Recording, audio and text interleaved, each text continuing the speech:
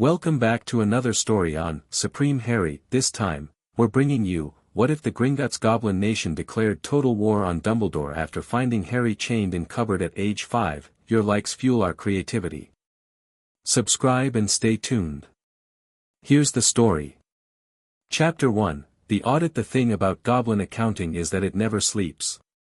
While witches and wizards celebrated, grieved, fell in love, started wars, and generally conducted the messy business of being human, the ledgers of Gringotts kept turning. Every vault. Every inheritance. Every dormant account flagged by the automated monitoring charms that Ragnar's great-grandmother had inscribed into the bedrock of the bank 2 centuries ago. The charms didn't care about politics. They didn't care about the greater good. They cared about numbers, and when the numbers stopped making sense, they sent a notification. On the 14th of August, 1985, the notification landed on Sharpfang's desk in the form of a small copper token, warm to the touch, stamped with the Potter family crest.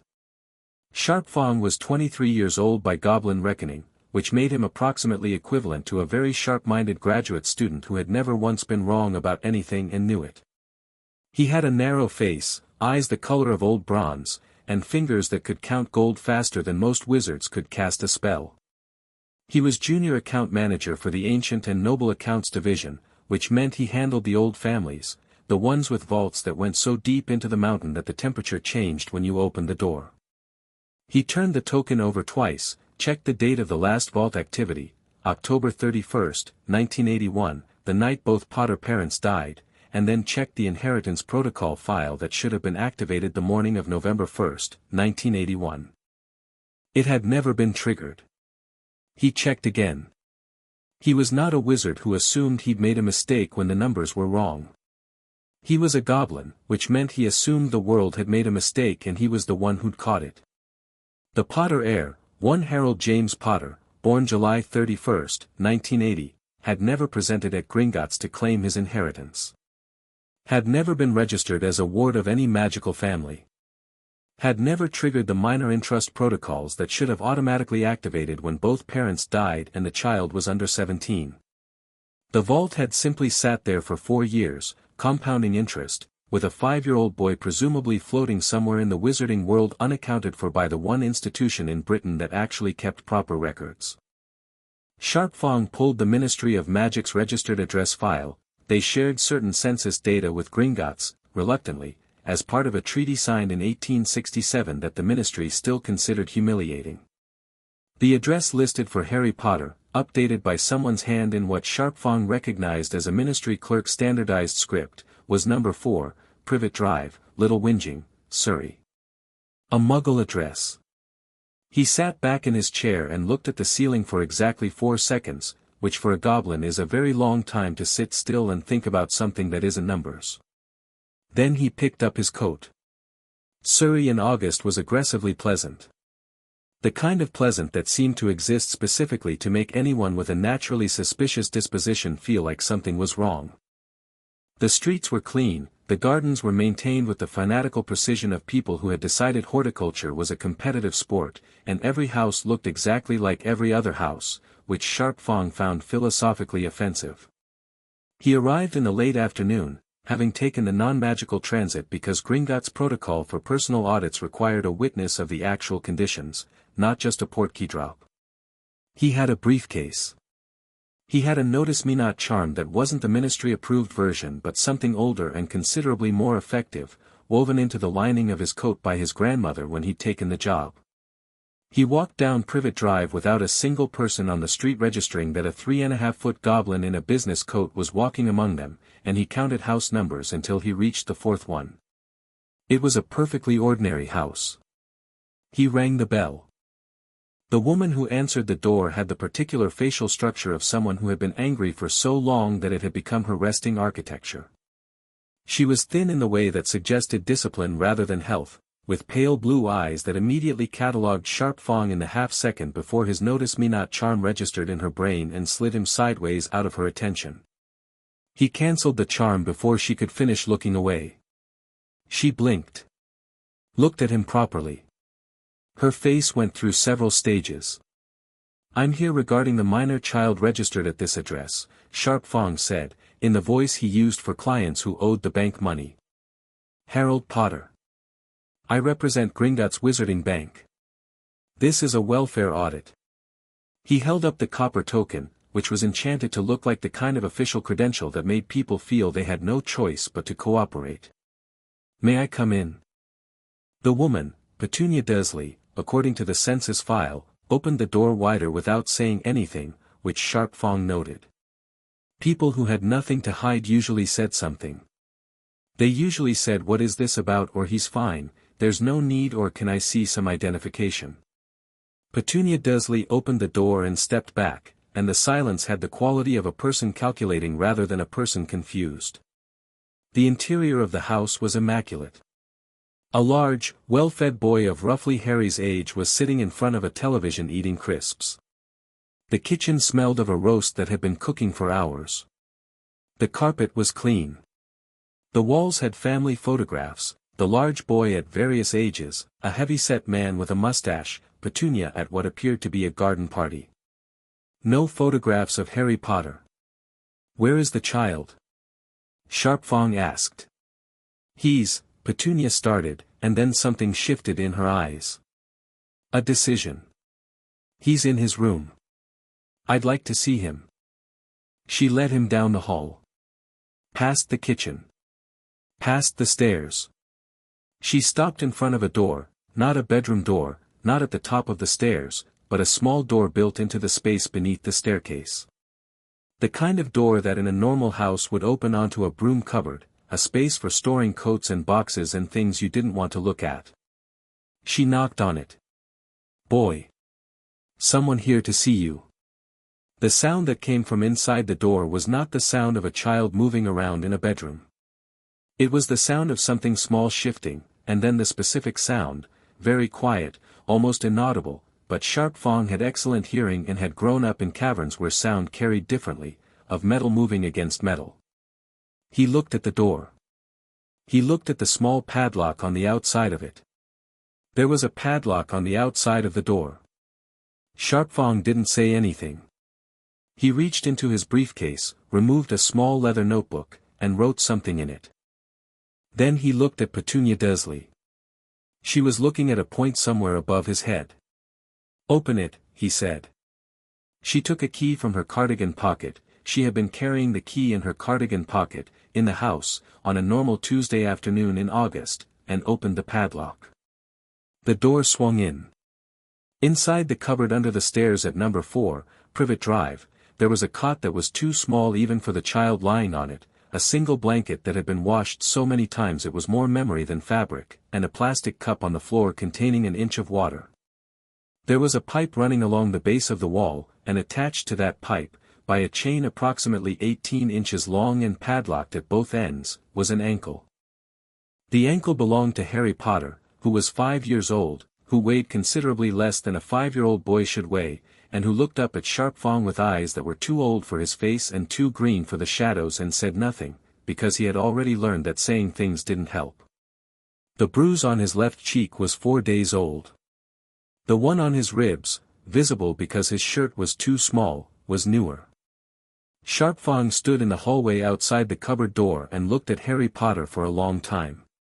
He was aware of Petunia Dursley behind him, and he was aware that if he turned around and looked at her face he would see something that might, on another day, in another context, constitute an explanation. He didn't turn around. Explanations, in his professional experience, were what people offered when they wanted to talk about themselves instead of being accountable for what they'd done. Who placed the boy here? He asked. His voice was very level. He was left on our doorstep, Petunia said. We were told, there was a letter, from the wizard. Dumbledore. He said the boy had to stay. That there was protection. That he had to, was the chain part of the protection? Silence. Sharp Fong opened his notebook again. He wrote for approximately 30 seconds. Then he closed it, crouched down to the level of the cupboard opening, and looked at Harry Potter directly. My name is Sharp Fong, he said, in a tone he had never used professionally before, because it wasn't a professional tone. It was the tone his grandmother had used with him when he was small and frightened in the deep tunnels, and she wanted him to know that the dark wasn't something to fear because she knew every inch of it. I work at Gringotts Bank. I manage your family's accounts. Do you know what a bank is? Harry looked at him. The green eyes assessed. Something in them, some very careful, very quiet intelligence that had clearly been doing a lot of work in very little light, decided something. It's where money is, Harry said. His voice was small but steady. That's right. And some of that money belongs to you. Which means you belong to us, in the sense that we are responsible for your interests. Sharpfang held out one hand, palm up. Not grabbing. Offering. I'm going to take you out of here now. And you are never going to come back. Harry looked at the hand. He looked at Petunia. Then he looked back at Sharpfang, and whatever calculation he ran in that 5-year-old mind came out clearly in his favor, because he reached out and put his small hand into Sharpfang's. Sharpfang looked back at Petunia over his shoulder. Do not attempt to contact Dumbledore, he said. Do not contact the Ministry. The child is being removed under Gringotts Emergency Welfare Provision, Treaty Clause 19, subsection 4. Any interference will constitute an act of aggression against the Goblin Nation and will be treated as such. He paused. The chain, please. Petunia produced a second key from her cardigan pocket. When the chain fell away from Harry's ankle, Sharpfang saw the marks it had left, not recent marks, but old ones, worn into the skin the way marks get when something has been there long enough to become ordinary. He wrote that down too. The report landed on Ragnar's desk at 7:42 in the evening, while the director of Gringotts was eating dinner. His aide, Gnarltooth, brought it with the particular quality of stillness that meant whatever was in the document was not going to improve the meal. Ragnar was 140 years old, which by goblin reckoning meant he was in his considerable prime. He had directed Gringotts through the First Wizarding War, the fall of Voldemort, the subsequent ministry crackdowns on goblin rights in 1982, and 17 separate renegotiations of the interspecies banking accord. He had a face that had the texture of something very old and very hard that had been in the mountains a long time, and eyes that the very few wizards who had genuinely angered him in his life tended to describe, afterward, if they were capable of describing anything, as similar to looking into the face of something that had decided. He read the report once. He set it down. He finished his dinner, because he was not a man, not a goblin, who let his feelings interfere with basic sustenance. Then he read it again. The suppression charms were what did it. Sharpfang had noted them in the report with the careful precision of someone who understood their significance but was writing from a place of controlled fury rather than panic. 3 separate suppression charms layered on the boy's magic, each one different in construction but recognizable in signature, old, deliberate, sophisticated. Not the work of a ministry functionary or a panicking amateur. These were the charms of a master, and they had been placed on the child's magical core with the specific intent of keeping his power tamped down and quiet, which meant someone had known how powerful the boy was, and had decided that power was more dangerous free than contained. One of the charms bore the specific resonant signature of a wand that Ragnar had cause to know. He had held a bill of sale for it, once, a specific note in the Dumbledore family account, from 1938, when Albus Dumbledore had first walked into Gringotts and opened a line of operational credit for what would become the Order of the Phoenix. He had always known Dumbledore's wand signature. He had, in the way of very careful financial managers who dealt with very powerful clients, kept track of it. There was no ambiguity. He called Gnarltooth back in. Convene the High Council, he said. Full attendance. Tonight. Gnarltooth, who had been Ragnar's aide for 30 years and had never once been surprised by anything his director had asked, paused for just a fraction of a second. Tonight, sir. The child, Ragnar said, is currently asleep in the emergency medical suite on sublevel 3, where Healer Bonecutter has told me he is malnourished, has 3 cracked ribs in various stages of healing, and bears 4-year-old suppression charms on his magical core placed by Albus Percival Wulfric Brian Dumbledore. He set his dinner fork down with a precise click. Tonight, Gnarltooth. Yes, sir.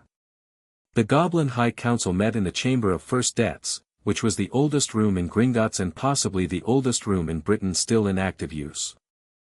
It was carved from granite that predated the Roman occupation, and the ceiling was high enough that the witch light floating near it looked like distant stars. Around a table of black stone sat 7 goblins, and at the head of the table sat Ragnarok, and the room had the quality of very old things that had seen a great deal and were not easily impressed. Sharpfang stood at the end of the table and gave his account. He was, to his credit, completely steady. He described number 4, Privet Drive. He described the padlock. He described the chain.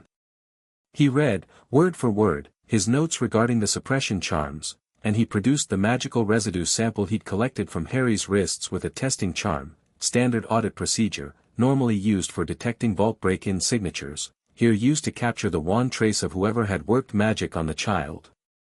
He passed the sample to Bonebreaker, who was the council's magical forensics specialist, a woman of 60 years with hands like a stonemason and a particular expertise in identifying magical signatures from trace evidence.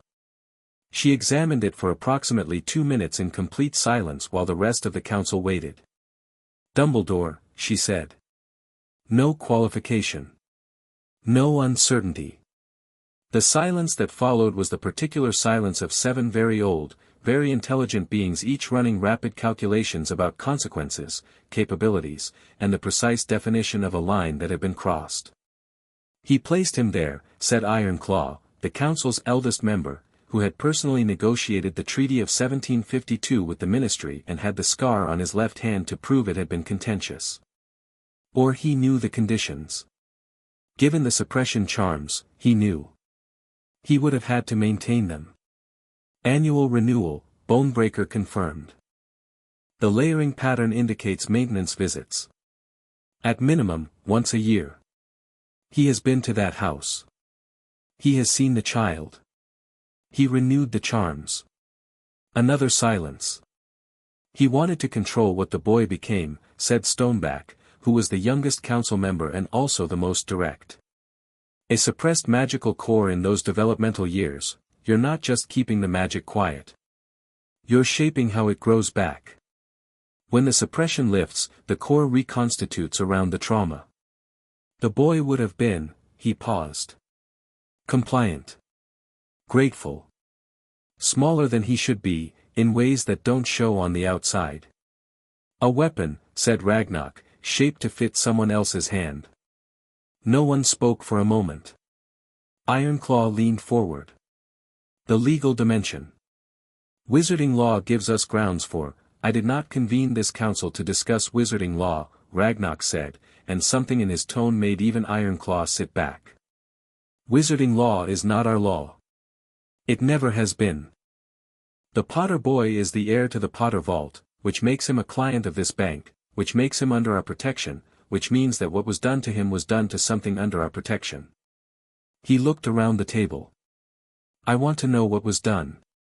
I want a complete accounting. I want every person who knew, every person who placed a child in a Muggle chain, every person who benefited from keeping that boy small and afraid and out of his own inheritance. I want the whole of it laid in front of us. And then? Stoneback asked. Ragnarok's expression did not change. It didn't need to.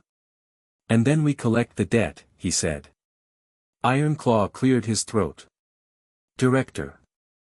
Dumbledore is, the man is not without power. He commands the Order of the Phoenix, he has the ear of the Ministry, he is the supreme mugwump of the International Confederation, I am aware of his titles, Ragnarok said. A direct confrontation, will not be direct, Ragnarok said. And will not look like a confrontation. It will look like what it is. He picked up the forensic sample, held it to the light, and set it down. It will look like an accounting. 3 floors below the Chamber of First Debts, in a clean white room that smelled of healing poultices and the mineral tang of deep stone, Harry Potter was asleep in a bed that was the right size for him for what was, as far as he could remember, the first time. Sharpfang sat in a chair beside the bed, because the healer had said the boy had been restless when left alone and he was the one Harry had come with and so he was the one who stayed. He had his notebook in his lap. He wasn't writing in it. The boy had eaten, when they'd given him food, with the focused intensity of a child who had learned not to leave anything on the plate because the plate might disappear.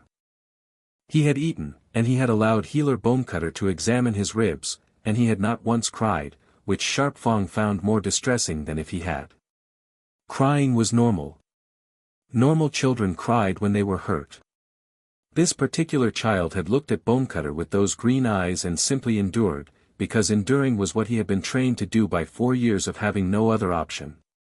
When he'd finally been allowed to sleep, he'd curled up on his side facing the wall, with the blanket pulled tight, small and self-contained in the way of something that expected the space around it to be taken away. Sharp Fong looked at him for a long time. In his 147 years of experience, Ragnarok had said, once, in a lecture to junior account managers that Sharp Fong had attended 7 years ago, debts came in 2 kinds. There were debts of gold, which were simple, and there were debts of blood and harm, which required a different kind of ledger. The second kind, Ragnarok had said, were the ones that the bank had been built to settle, because gold could be replaced and harm could not, and the only honest response to harm was making it impossible for the harm to continue. Sharp Fong wrote one more line in his notebook. It was not a line he would include in the official report, because official reports had specific formats and this line didn't fit any of the fields. He wrote it because he needed to write something true. He trusted me, he wrote. A 5-year-old child in a chain trusted a stranger immediately, because he had no reason to believe a stranger could be worse than the people he knew. That is the measure of what was done to him. He closed the notebook. Outside, somewhere in the deep mountain, the High Council was still in session. The witch light in the Chamber of First Debts was burning, and the old goblins around the table of black stone were doing what goblins had always done best, patient, meticulous, absolute accounting, in every sense of the word. The audit had been completed. The balance was due. In the morning, before Harry woke, a small additional item was added to the official record of the night's proceedings. Not a declaration. Not a proclamation. The goblins did not make proclamations. They made entries in the ledger, and this entry was short, precise, and in the language of accounting, which was the language that the Goblin Nation used for the things that mattered most. It read, Potter, H.J. status amended. Ward of the Goblin Nation, effective August 14, 1985. All obligations pertaining thereto assumed by Gringotts in full. All outstanding debts relating to harm inflicted upon said ward to be collected at the bank's discretion, by the bank's methods, on the bank's timeline. Beneath it, in Ragnarok's hand, no extensions. No negotiations. No mercy, as none was shown. He signed it with the director's seal, a mountain and a scale, perfectly balanced. And in the clean white room 3 floors below, Harry Potter slept through the night without chains for the first time in 4 years, and when the nightmares came, as they inevitably did, Sharp Fong was there in the chair, and the nightmares didn't last as long as they used to, because the dark was different now, and the dark had someone in it who knew every inch of it and was not afraid. Chapter 2, The Ward of Gringotts. The first thing Harry learned about goblins was that they didn't lie to children. Not in the careful, cushioning way adults usually did, wrapping hard truths in soft language until the truth was so padded it couldn't breathe. Goblins told you the thing and then waited for you to deal with it, and if you needed a moment, they gave you the moment, but they didn't pretend the thing wasn't the thing. On the second morning at Gringotts, Sharp Fong sat across from Harry at a small table in the medical suite with 2 cups of something hot, tea for Sharp Fong, warm spiced milk for Harry because Healer Bonecutter had left specific instructions about introducing proper nutrition gradually, and said, "Your parents are dead. They have been dead since you were 15 months old. You have a vault in this bank with more gold in it than you will ever be able to spend. You are going to live here for now, because here is safe, and we are going to figure out the rest together." Harry wrapped both hands around his cup. He was wearing new clothes that actually fit, which kept distracting him in small ways. The shirt didn't pull at his shoulders when he moved, the trousers didn't gape at his waist. He sat with it all for a minute. "Together," he said. "You have questions," Sharpfang said. "I'll answer them. The ones I can't answer, I'll find out. That is what together means." Harry thought about this. Did they love me? My parents? Sharpfang had anticipated most of Harry's questions: the vault, the money, where he'd sleep, whether the Dursleys could come get him. He had not quite anticipated that one coming first, and the honesty with which it landed made him set his tea down. "I didn't know them personally," he said. "But there is a vault here that your mother prepared before she died, and I think you should see it. I think it will answer that question better than I can." Harry nodded. Picked up his cup. Drank. The spiced milk was the best thing he had tasted in his entire conscious life, and he tried not to show it on his face, because at the Dursleys showing that you liked something was an invitation for it to be taken away. Then he noticed Sharpfang watching him with those old bronze eyes and not saying anything, and something in Harry's chest understood, slowly, that he didn't have to do that here. He let himself enjoy the milk. Sharpfang watched him do it and looked at his notebook so the boy wouldn't see his expression. The sublevels of Gringotts were a world that most wizards never saw and wouldn't have recognized if they had. The public areas of the bank, the marble lobby, the teller counters, the cart tracks that tourists occasionally bribed goblins to let them ride, were the surface layer, maintained for human customers who needed things to look appropriately grand and slightly intimidating. Below that was something else entirely. There were workshops where goblin metalsmiths worked magic into metal in ways that had nothing to do with wand casting and everything to do with knowledge accumulated over 1,000 years. There were libraries with floors of books on subjects that wizarding academia had never thought to study. There were living quarters, proper ones, not cramped, carved from the granite in the organic style that goblin architecture favored, which meant the rooms followed the natural contours of the stone rather than forcing the stone into human angles. There were training halls, and eating halls, and a garden of sorts, deep underground, where things grew under witchlight that couldn't tolerate the sun. Harry saw all of this in the first week, because Sharpfang took him on a tour every morning, and because Harry asked questions about everything, constantly, in the specific way of a child who has been denied information for so long that curiosity has become a kind of hunger. "What's in there?" "Smelting forge." "Don't touch anything." "What are those?" "Account ledgers. From 1302. Stop trying to read them upside down." "Is that a sword?" "Yes." "Can I?" "No." "Why not?" "Because you are 5 and it is taller than you are." Harry considered this seriously. "That seems like it should be my problem, not yours." Sharpfang looked at him sideways. "You have a point. You still can't have it." The goblins they passed in the corridors regarded Harry with the particular goblin expression that was not quite curiosity and not quite assessment but somewhere between the two. News had traveled fast. The Ward of the Goblin Nation was an old designation, last invoked in 1743, when the bank had taken in the orphan child of a goblin metallurgist killed in a ministry raid, and it carried specific weight. It meant Harry was not a guest, not a charity case, not a temporary inconvenience. He was, in the specific legal and social vocabulary of goblin culture, theirs, in the same way that the mountain was theirs, and the vaults were theirs, and the old debts were theirs to settle. Most of the goblins he met dealt with this by ignoring him unless he spoke to them directly, at which point they answered with a precision that seemed initially cold but quickly revealed itself as respect. Goblins, Harry discovered, didn't talk to children differently than they talked to adults. They used the same words, the same tone, the same directness. The adjustment required wasn't in their language, it was in his, and he found himself rising to it in ways he hadn't expected. Healer Bonecutter, who had the bedside manner of a geologist examining a particularly interesting rock, told him plainly that his ribs needed 3 weeks to finish healing, that he'd need supplemental nutrition potions twice a day for 6 months, and that the marks on his ankle would fade completely within a year. She said all of this with the brisk efficiency of a professional delivering facts, and then she added, almost as an afterthought, "You're going to be fine," and Harry believed her immediately, in a way he hadn't believed anything in a long time, because she said it the same way she'd said everything else, like it was simply true. He was assigned a room on the 4th sublevel. It was not large, but it was his, entirely, with a door that he could lock from the inside and a key that stayed in his pocket. The first night, he locked it and unlocked it 4 times before he could sleep, just to feel the mechanism work. On the 8th day, Sharp Fong took him to Vault 687.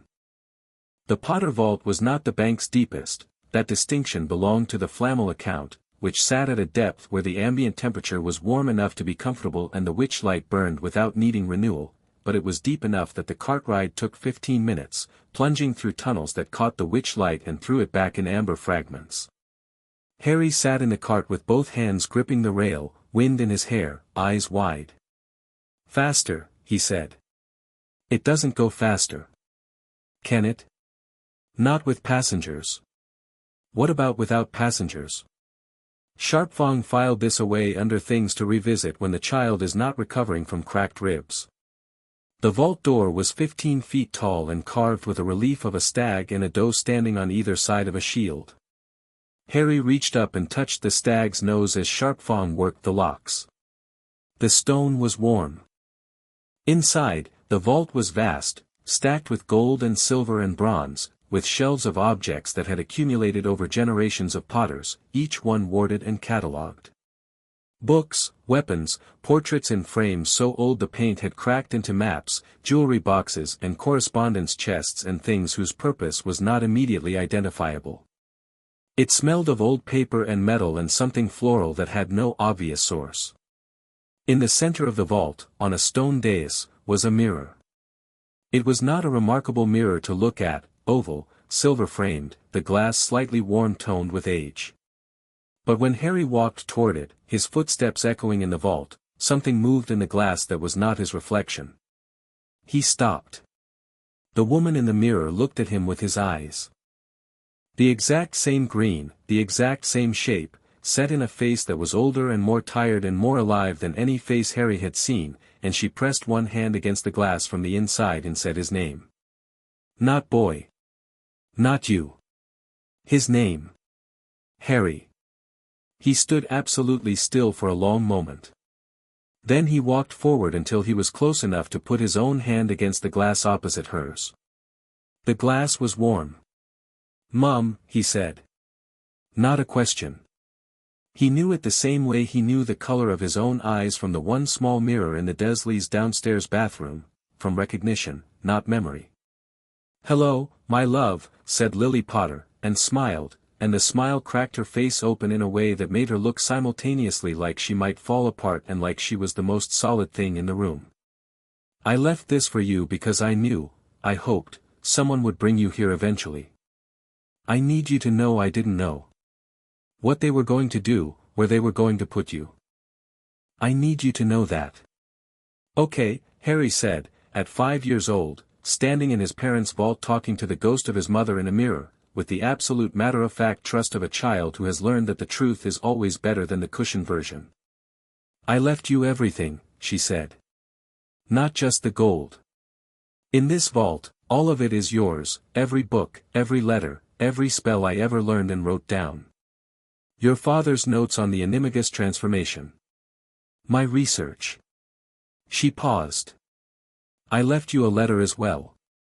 "Sharp Fong, here," said Sharp Fong, from the entrance to the vault, producing an envelope from his briefcase. "Thank you," Lily said, which made Sharp Fong go very still and look at the ceiling. "Harry. I want you to grow up knowing who you come from. Not what someone else decides to tell you about it. The real thing. Everything I was, everything your father was, everything we built together and hoped you'd get to see." Her hand was still flat against the glass.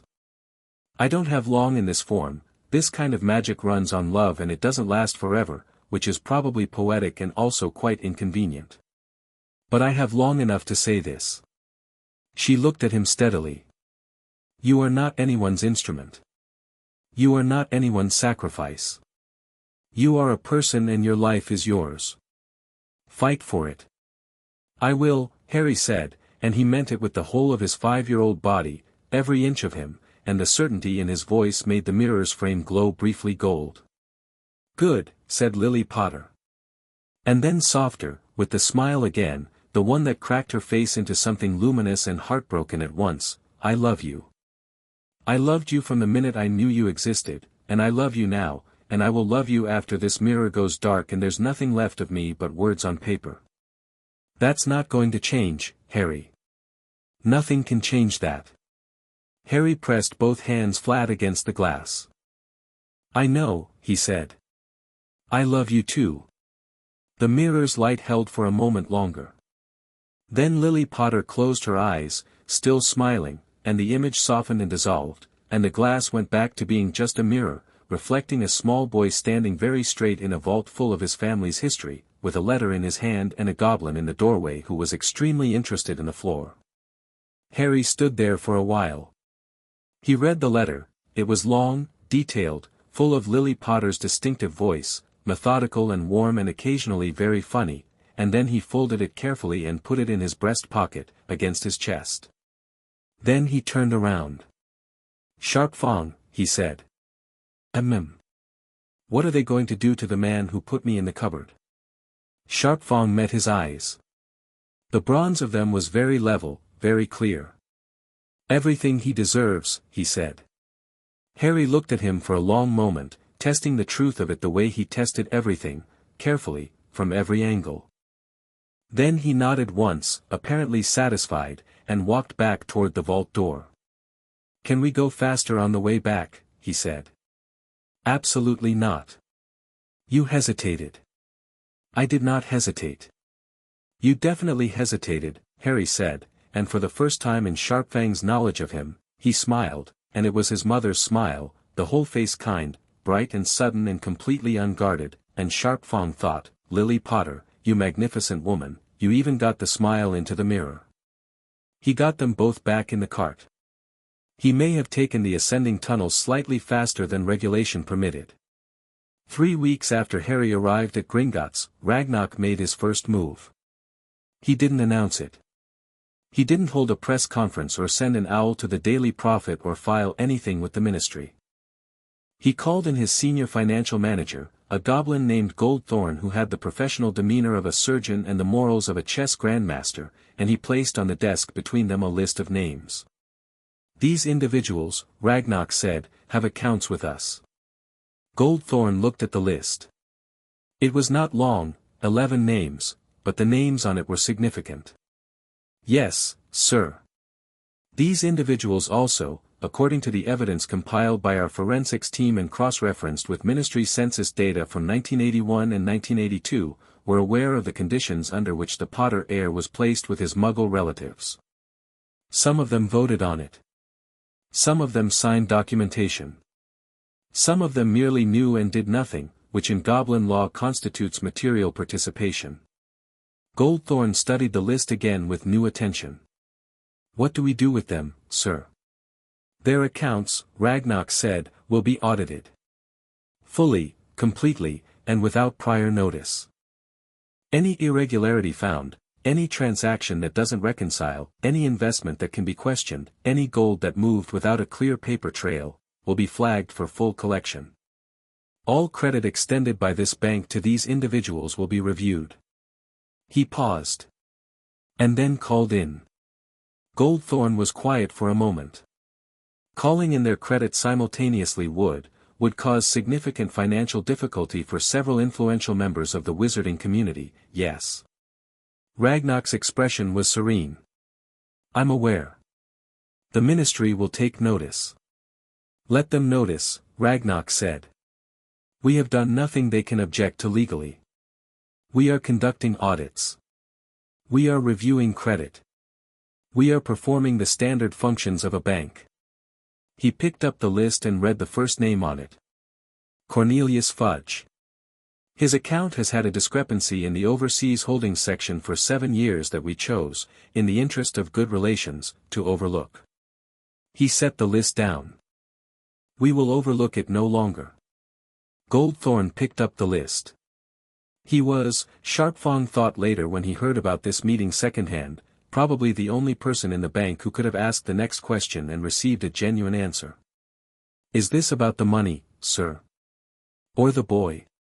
Ragnarok looked at the mountain of paperwork on his desk, the vault records and census files and forensic reports that had been accumulating for 3 weeks, and for a moment his face did something that wasn't his professional expression. It was brief. Then it was gone. "The boy," he said.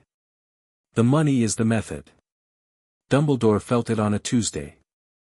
He was at Hogwarts, mid-September, sitting in his office eating a lemon drop and reviewing the staffing schedule for the coming year, when the particular magical sense that he had developed over decades of careful management, the sense he privately thought of as the web, the interlocking threads of influence and arrangement and careful placement that held the wizarding world in the shape he needed it to hold, went slightly loose on one side. He sat up. The thread connected to Mundungus Fletcher, who owed Gringotts a considerable sum and who served, among other functions, as an occasional informant on matters Dumbledore preferred to track without direct involvement. Fletcher had, apparently, received a letter from Gringotts requesting his immediate personal attendance regarding an audit discrepancy. He had attended. He had not come back in the cheerful financial health he'd left in. Small. Individually meaningless. The kind of thing that happened to people like Fletcher all the time. Dumbledore put the lemon drop down and thought about it. 2 days later, Elphia's Doge, old friend, loyal supporter, holder of a moderate Gringotts credit line extended on the basis of Dumbledore's personal recommendation in 1979, received a similar letter. The credit line, which had been extended indefinitely, was suddenly not extended at all. Payment within 30 days. Dumbledore got up from his chair and walked to the window and looked out at the grounds, at the lake where the giant squid was visible as a lazy shadow in the afternoon light, and he thought about the shape of things. He thought about Privet Drive. Petunia Dursley had not contacted him. That was wrong. The arrangement, not pleasant, none of it had been pleasant, but necessary in ways that Dumbledore had spent 4 years quietly justifying to himself in the small hours of mornings when justification was hardest. The arrangement had included a protocol. If anything changed. If anyone came asking. She hadn't contacted him. He went to his desk. He wrote a letter. He sent it by a specific owl that didn't go through the school's owlery and didn't carry a traceable seal. The owl came back 3 days later. The letter was unopened. On the envelope, in ink that wasn't Petunia Dursley's hand, someone had written 4 words. "He is not here." Dumbledore sat with those 4 words for a long time. He was, fundamentally, a man who planned. Who anticipated. Who saw the board 12 moves ahead and positioned his pieces accordingly. He had planned for Voldemort's return. He had planned for the Ministry's interference. He had planned for what Harry would need to become, had planned it with careful, sorrowful precision, the way a sculptor plans a difficult work, knowing that the process requires pressure and heat and a certain amount of pain. What he had not planned for was the goblins. He had not planned for them because goblins, in his considerable experience, were ultimately practical creatures. They cared about gold and contracts and their own sovereignty. They could be managed if you were careful about what you owed them and precise about what you promised. He had been careful. He had been precise. He had kept his account with Gringotts impeccably maintained for 50 years. He had not, apparently, accounted for the specific circumstance of a Goblin Junior account manager opening a cupboard door and finding a child in a chain. He summoned Minerva McGonagall. She arrived in 10 minutes, which meant she'd been nearby, probably in her office. She was wearing her tartan dressing gown over her robes, because it was 9 in the evening and she'd clearly been working late, and she sat across from him with a cup of tea she'd summoned from somewhere and looked at him with her characteristic expression of sharp attention. "I need you to find out what Gringotts is doing," he said. Minerva's expression didn't change but something behind it did, subtly. "What specifically are you concerned about?" "There have been some unusual account actions this week. I'd like to understand whether there's a pattern." "You want me to go to Gringotts and ask the goblins why they're managing their accounts in ways you find inconvenient?" I want you to make discreet inquiries. You have a good relationship with Albus. She set her tea down. What happened to the boy? The question landed in the space between them with the particular weight of a question asked by someone who has been not asking it for 4 years and has finally decided that not asking has a cost. Harry is safe, he said. He is exactly where he needs to be. He is on Privet Drive, she said, in conditions I expressed serious reservations about 4 years ago, and you have told me twice a year since then that he is fine, and now Gringotts is pulling credit from people connected to you and you want me to make inquiries. She looked at him with those grey eyes that had never once, in 40 years of knowing him, been fooled by anything he didn't want them to see, except, it seemed, for this. Albus. Is he still there? I will check on him personally, Dumbledore said. Which was not an answer, and they both knew it, and Minerva picked up her tea again with the careful deliberateness of a person deciding something slowly. Do that, she said. Soon. Ragnarok received word that Dumbledore had sent an owl to Privet Drive on a Thursday morning. He received word that the owl had returned bearing his own forward response on the Saturday. By the Sunday, he knew that Dumbledore had also sent a discreet inquiry to 3 different ministry sources asking about unusual Gringotts activity. He was not surprised. Dumbledore was not a stupid man. Stupid men were, in Ragnarok's experience, far less interesting opponents. He called Sharpfang into his office. Sharpfang entered with his notebook, as always, and stood before the director's desk with the posture of someone who had recently discovered that the job description for junior account manager included geopolitical strategy, and had adjusted accordingly. He knows something has changed, Ragnarok said. He doesn't know what, but he will try to find the boy. He will use every resource available to him, the order, the ministry contacts he still has, his Hogwarts connections. He is thorough. What do we do? Nothing, Ragnarok said, which surprised Sharpfang enough that he briefly forgot to look professionally composed. We let him look. He will not find Harry here, because he cannot enter this bank without our permission and we will not give it, and he cannot compel it by law because we are sovereign territory. He folded his hands on the desk. But I want Harry to know what is happening. Not everything, he is 5 years old, and there are limits to what is useful information at 5. But he should know that someone is looking for him. And he should know that we are aware of it. You want him to understand the situation. I want him to grow up understanding the situation, Ragnarok said. He is not a child we're hiding. He is a ward of this nation, and he will know what that means in practice, not just in theory. He paused. How is he? Sharpfang thought about Harry in the cart, asking to go faster. Harry in the vault with both hands on the mirror glass. Harry eating breakfast that morning and methodically working his way through a book on goblin metalwork history that was honestly too advanced for a 5-year-old but which he was clearly tracking at about 60% comprehension, which was remarkable. He's going to be trouble, Sharpfang said. Good, said Ragnarok. The suppression charms came off at the end of September, after 4 weeks of careful preparation by healer Bonecutter and 2 specialists brought in from the Continental Goblin Medical Network. It was not a simple procedure.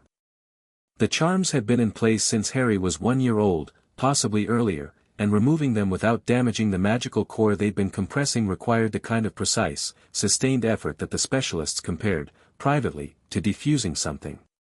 Harry sat in the center of a ritual space on sublevel 7, cross-legged on a stone circle, while 3 healers worked around him with instruments that weren't wands. He was very still and very awake, because they'd told him to stay still and stay awake and he did what he was told when the people telling him had earned it.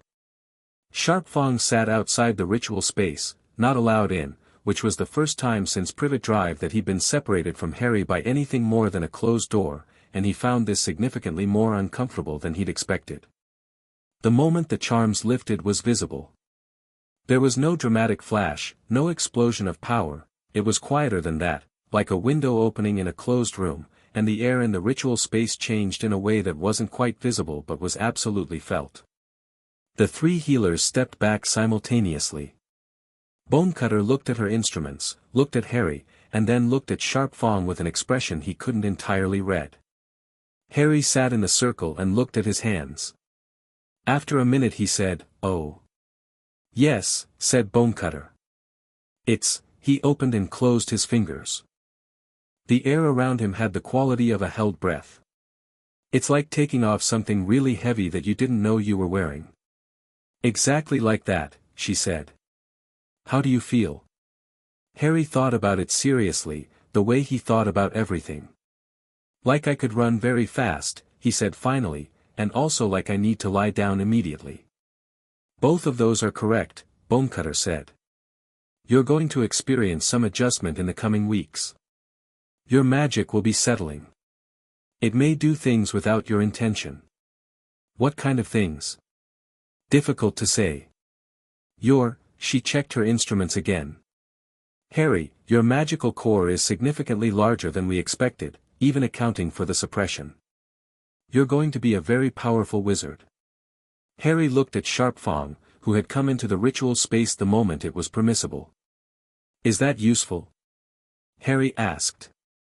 "Extraordinarily," Sharp Fong said. "Okay," said Harry.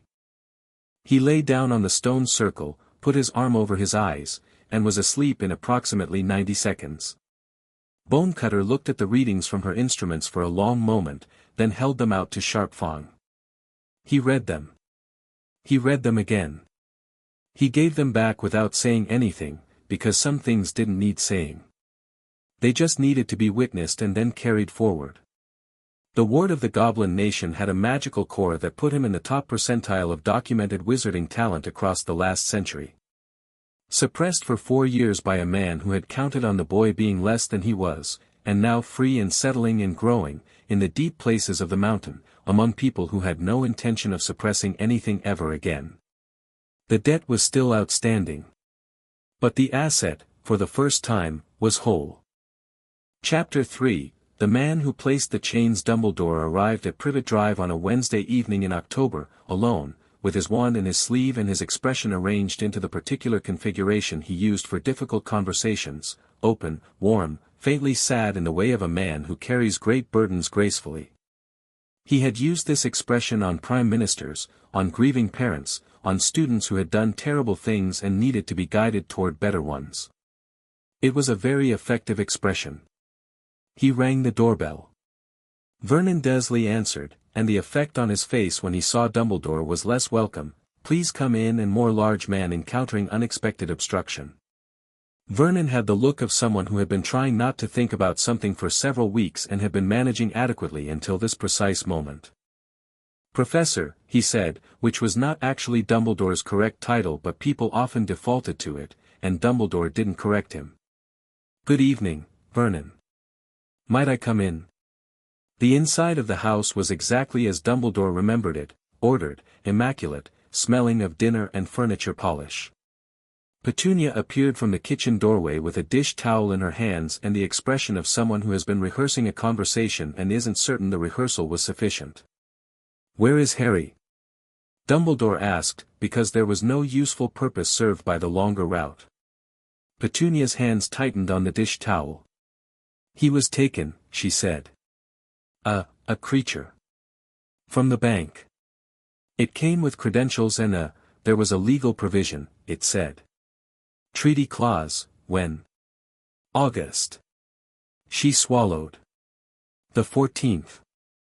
2 months. Harry had been gone for 2 months, and the first he was hearing of it was because the goblins had started quietly dismantling the financial scaffolding of everyone adjacent to him. Dumbledore stood in the Dursleys' hallway and processed this with the part of his mind that ran continuous threat assessments, and the picture that assembled itself was not comfortable. "You didn't contact me," he said. "It told me not to," Petunia said. It mentioned a treaty clause, and that any interference would be, it was very clear, Professor." "What did it look like?" "The creature." Vernon, who had been standing to one side with the energy of a man trying to become furniture, said, "Small. Big eyes. Like all of M." He paused. "It had a briefcase." Dumbledore thought about this. A goblin with a briefcase performing a welfare audit. The specific image of it, the bureaucratic formality of it, told him more than a dramatic confrontation would have. This wasn't a kidnapping. This was a legal action, executed with precision, which meant it had been planned, which meant it had been coming from somewhere specific in the bank's administrative structure. Not a rogue employee. A decision from the top. Did it say anything else? Dumbledore asked. Anything specific? Petunia looked at her dish towel. It asked about the chain, she said, very quietly. The silence that followed had a texture to it. Dumbledore looked at Petunia Dursley's face and saw there what he had occasionally allowed himself not to fully examine, the particular quality of her expression that was not guilt exactly but was adjacent to it in the way that people who have done things they couldn't justify tended to look when the things were named plainly. He had known, in the abstract way of knowing things you've decided not to look at directly, that the conditions at Privet Drive were not comfortable for Harry. He had known about the cupboard. He had told himself, with the patient internal logic of a man who had decided the greater good was the greater good, that hardship in childhood built character, that Harry needed to be unaware of his fame, that the protection afforded by his mother's sacrifice required certain sacrifices in turn. He had told himself these things and he had believed them, and now a goblin had come with a briefcase and asked about the chain, and the chain was the thing Dumbledore had never allowed himself to think about directly because if you thought about a 5-year-old child in a chain directly, the internal logic got very difficult to maintain. I will handle this, he said. He said it the way he said most things, with a tone of absolute, calm authority that had been developed over decades of being the most capable person in most rooms. He said it and he turned and he left the Dursleys' house, and behind him Petunia and Vernon stood in their immaculate hallway and said nothing to each other, because they were people who had learned, in the presence of wizards, that saying things made you responsible for them. Dumbledore did not go to Gringotts immediately. This was a decision, not an oversight. He was a chess player by temperament, and chess players didn't charge at pieces before they understood the position. He spent 2 weeks gathering information, carefully, through intermediaries, through the specific network of trust and favor and carefully maintained obligation that he built over 50 years and that the goblins were currently removing stones from with the deliberate patience of a tide. What he learned was this: Ragnarok himself had convened the High Council. The Ward of Gringotts designation had been formally invoked. The forensic evidence of the suppression charms had been catalogued and filed under treaty law as evidence of magical harm to a minor client of the bank, and a copy of that evidence had been deposited in a sealed vault whose access conditions he couldn't determine through any of his usual channels. The financial pressure on his associates was methodical and ongoing, not ruinous yet, calibrated instead to be uncomfortable enough to notice but legal enough to be unarguable. It was, professionally, an outstanding operation. Dumbledore could appreciate that even as it was directed at him. He also learned, from a source deep in the Ministry's Department of Magical Law Enforcement who owed him a significant favor, that Gringotts had filed no official complaint. Had sent no formal notification to the Ministry. Had made no public statement of any kind. The entire operation, Harry's removal, the financial pressure, the legal designation, had been conducted without a single piece of documentation going anywhere outside the bank's own records. Which meant they weren't trying to prosecute him. They were trying to ruin him quietly, while keeping the boy, and they were doing it in a way that left him no official channel to respond through. Dumbledore went to his office at Hogwarts and sat in his chair for a very long time. The portraits of former headmasters pretended to be asleep, which was what they always did when they sensed he needed to think without an audience. Fawkes, on his perch, made a soft sound and looked at him with the particular expression of a phoenix who had opinions and was choosing not to voice them. I know, Dumbledore said, to the room, to himself, to the specific weight of what he'd done settling more fully on the surface now that it couldn't be avoided. I know. He had not been wrong, he told himself. The prophecy was real. The threat was real. The shape of what Harry needed to become to face it, the specific emotional and psychological profile of someone capable of the ultimate sacrifice, had required certain conditions, certain deprivations, a certain quality of need and isolation that would make Harry receptive, in the end, to the path Dumbledore needed him to walk. He had not been wrong. But he was, for the first time in a long time, not entirely sure that not being wrong was the same as being right. He picked up his wand. He sent an owl to Gringotts, addressed to Ragnarok, requesting a meeting. The reply came in 6 hours, which was faster than he'd expected. It was written on Gringotts stationery, in the formal script the bank used for official correspondence, and it said, Director Ragnarok will receive Albus Dumbledore at Gringotts on the 29th of October, 1985, at 9 o'clock in the morning. Mr. Dumbledore will come alone, without his wand active, and will present himself at the main entrance where he will be escorted to the meeting room. Any deviation from these conditions will be considered a hostile act. Gnarltooth, aide to the director. Dumbledore read the letter twice. The detail about the wand was interesting, not without your wand, which would have been an impossible demand and they knew it, but without your wand active, which was a distinction that showed they understood the difference between a wizard being disarmed and a wizard agreeing to keep their weapon holstered.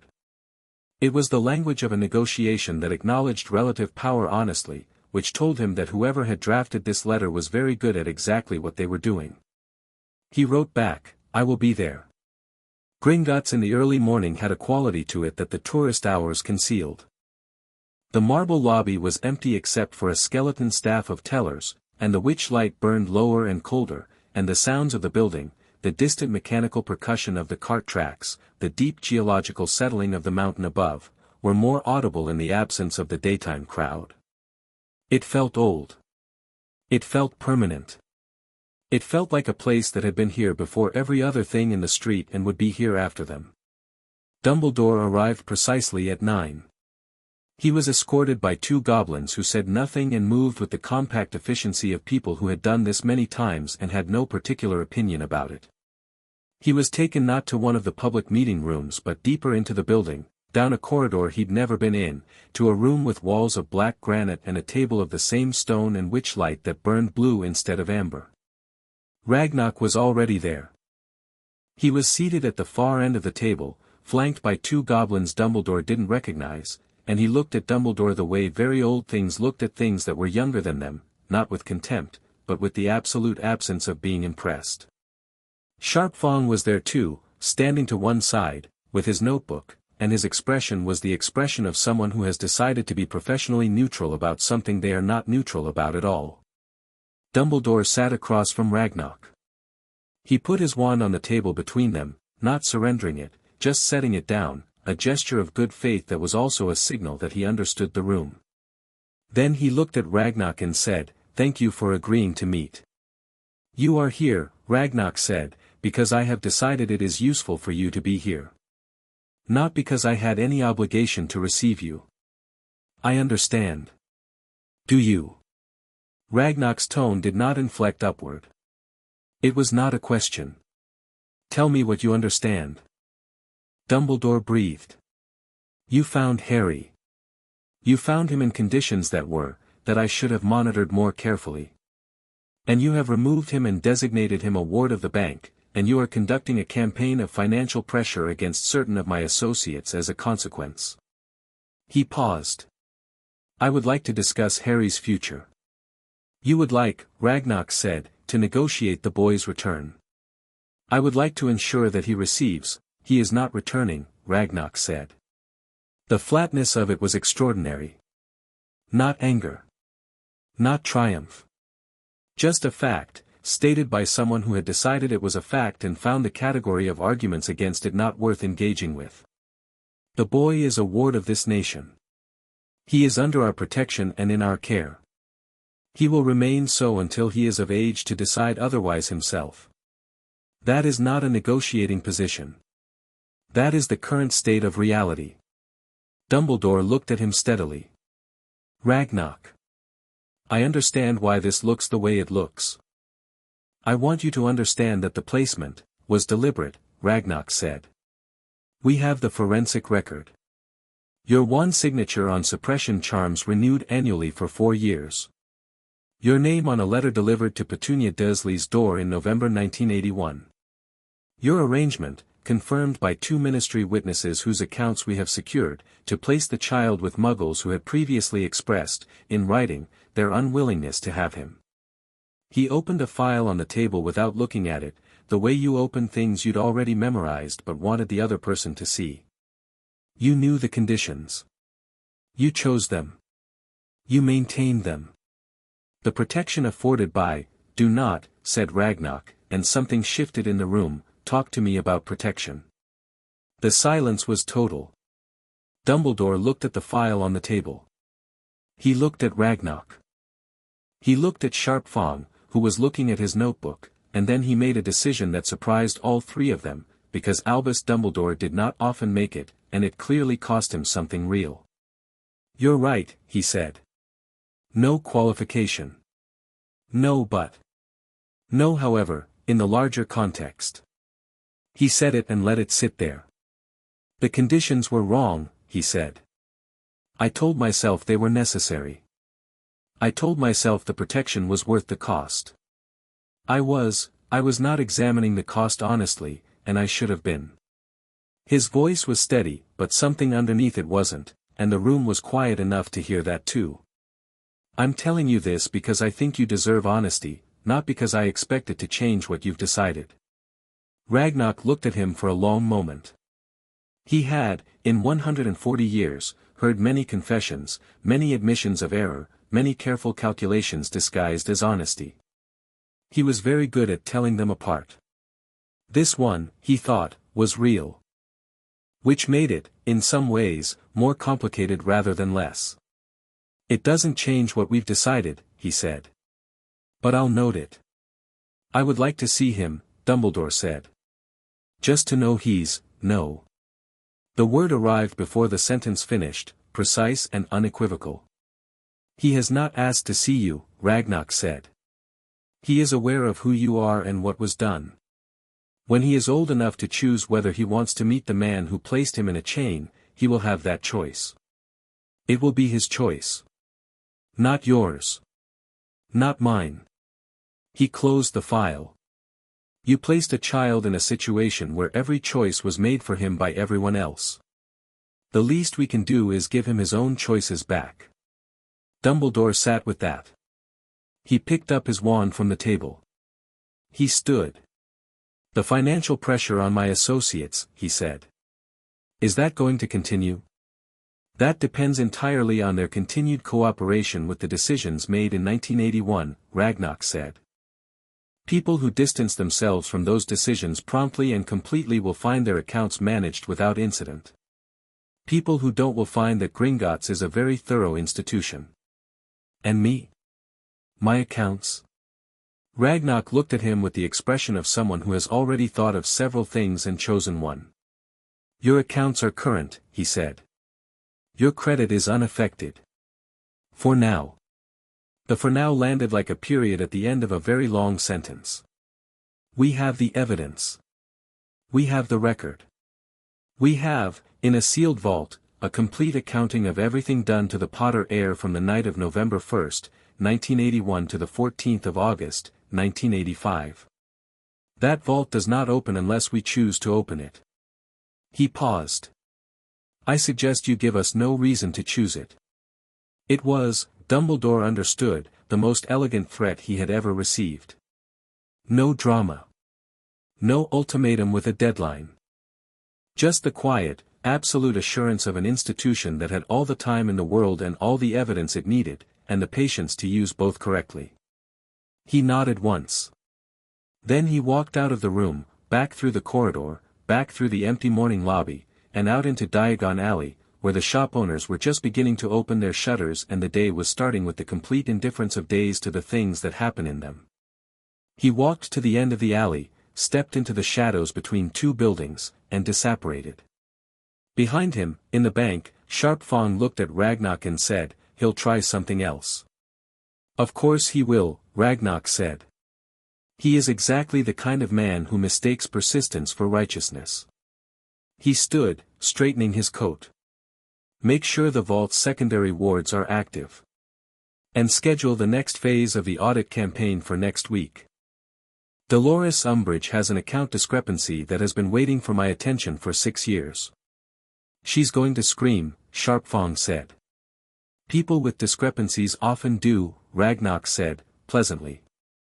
Harry knew about the meeting.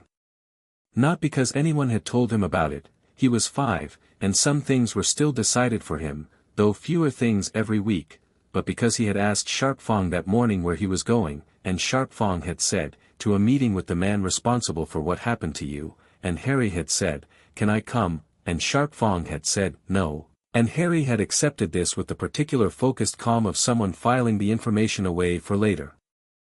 He spent the morning in the library on Sublevel 5 with a book on Goblin contract law that was written for practitioners, not children, and was therefore full of dense technical language that Harry was working through methodically, annotating in the margins with a pencil because Sharpfong had told him annotating was how you turned reading into thinking. The Goblin librarian, a woman named Flintedge who was approximately 300 years old and had the energy of someone who had been guarding books long enough to become territorial about knowledge, watched him from across the room with an expression that kept wanting to be surprised and kept being suppressed. At noon she brought him lunch without being asked, a proper lunch, not just the light meal Harry had been assigned by Bonecutter's nutritional protocol, and set it on the table beside his book and said, you have good reading posture. Sharpfong made me practice, Harry said. Sensible, said Flintedge. Then, because she was a goblin and therefore direct, do you understand what you're reading? Most of it, Harry said.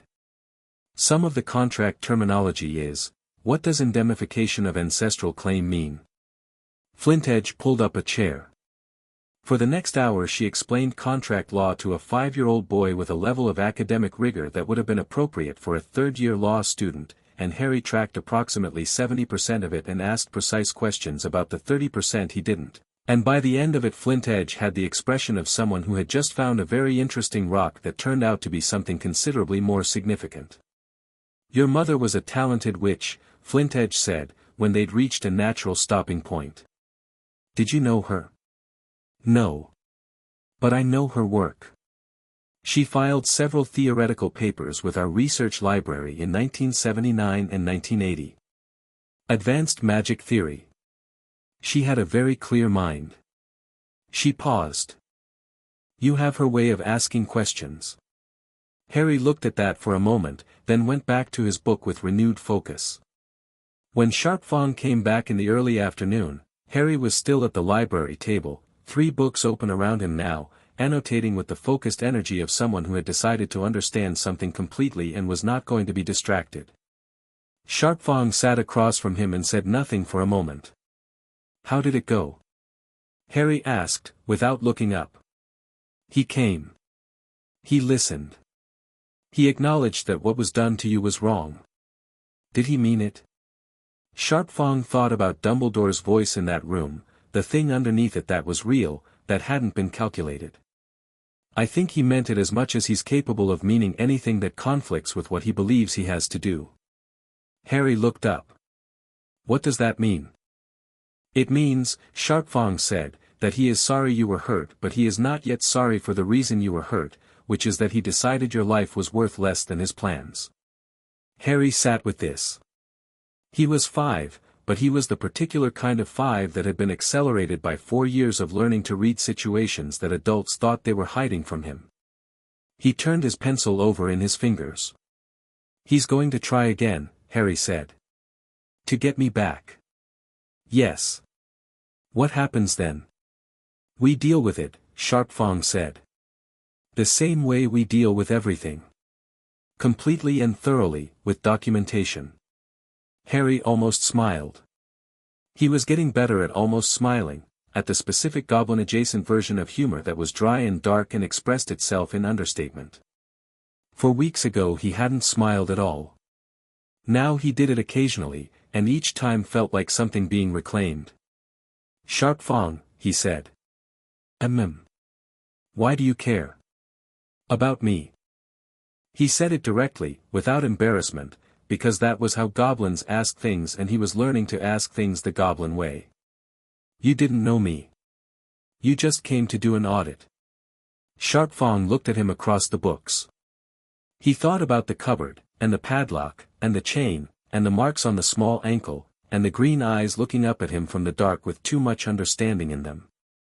He thought about a hand placed in his, small and certain, by a child who had decided a stranger was safer than the people he knew. "Because you trusted me," Sharpfang said. "And the goblins have a law about that. If something trusts you, it is yours to protect."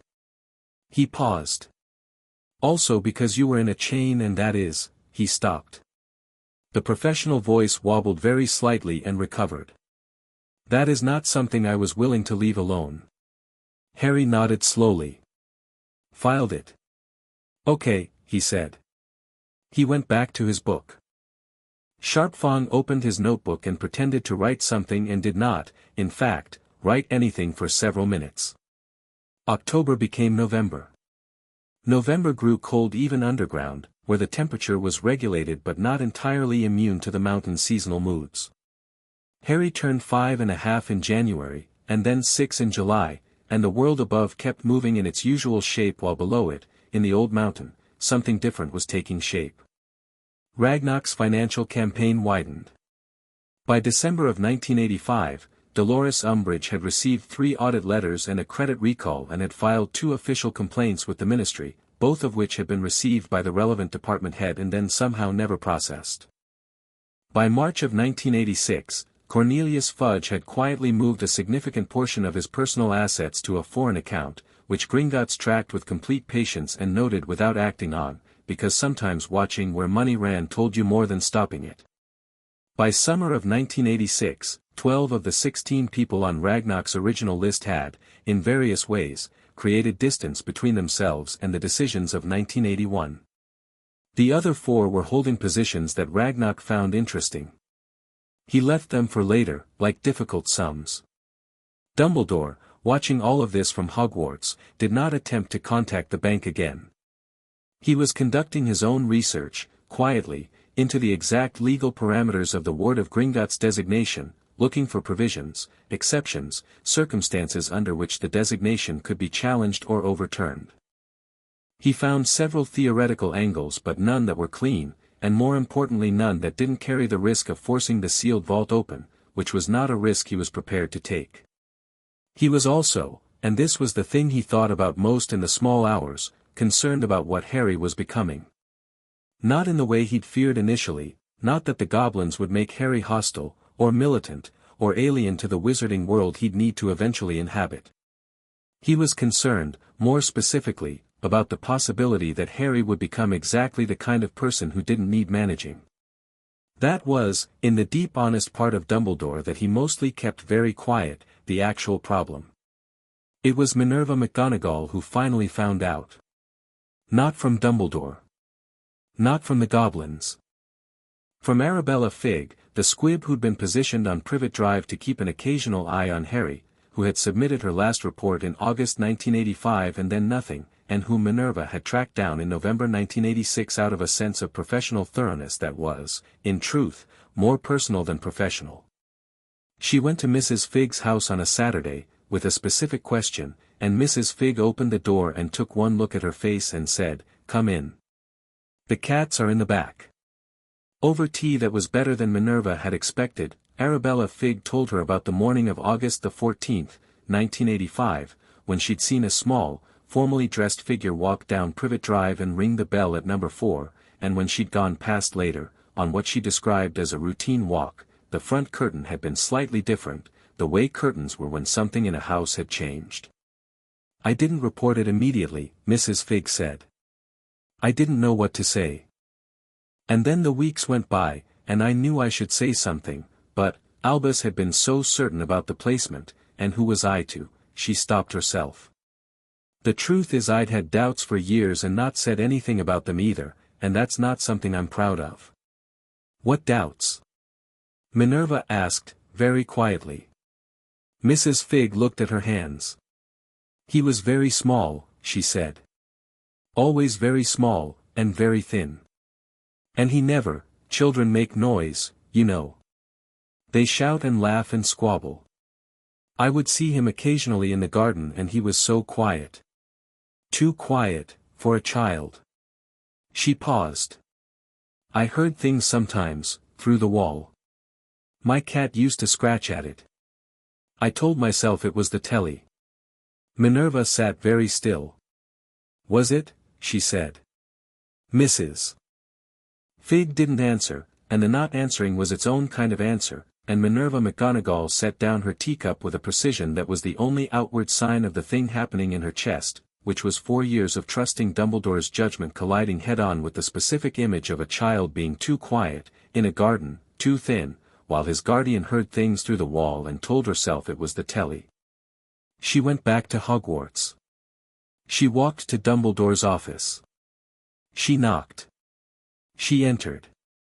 He looked up at her from his desk with the expression of a man who had been expecting this conversation and had prepared for it, and Minerva saw the preparation in his face and felt something harden in her that had been soft before. Tell me, she said, what the conditions at Privet Drive actually were. He told her. He told her with the same honesty he'd shown Ragnarok, because he had already made the decision to stop hiding the specifics, though he still held the frame around them, the necessity, the prophecy, the greater good, and Minerva listened to all of it, the cupboard and the chain and the suppression charms and the 4 years of annual renewal visits, and when he finished she sat in the chair across from him and looked at him for a long time. You renewed those charms annually, she said. Yes. You were in that house. You saw him. Yes. And you, she stopped. Started again. Albus. He was in a cupboard with a chain on his ankle. The protection, don't.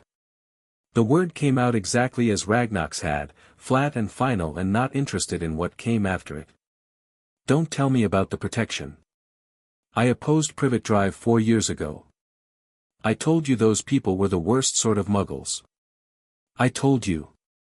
Her voice was steady in the way that things are steady when they're being held very deliberately. And you put him in a chain. I thought the goblins would, the goblins, Minerva said, did what we should have done 4 years ago. The silence was long and total. I am aware, Dumbledore said, and now the thing underneath his voice was more visible than it had been with Ragnarok, because Minerva was someone he loved and had failed in a different way, and that was its own kind of weight, that what I did was wrong. Are you going to try to get him back? I have to think about his future.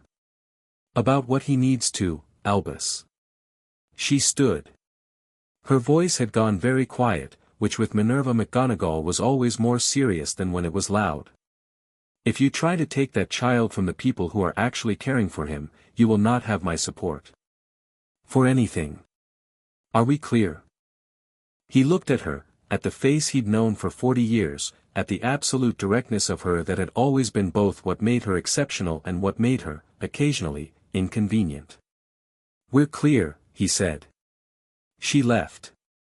He sat in his office for a very long time after, with the portraits pretending to sleep and Fawkes making no sound at all, and he thought about the board and the pieces and the prophecy and the boy underground in a mountain, being cared for by people who would never in a million years sacrifice him for the greater good, and he tried to find, in the architecture of his plans, a path that didn't require him to eventually try to take that boy back.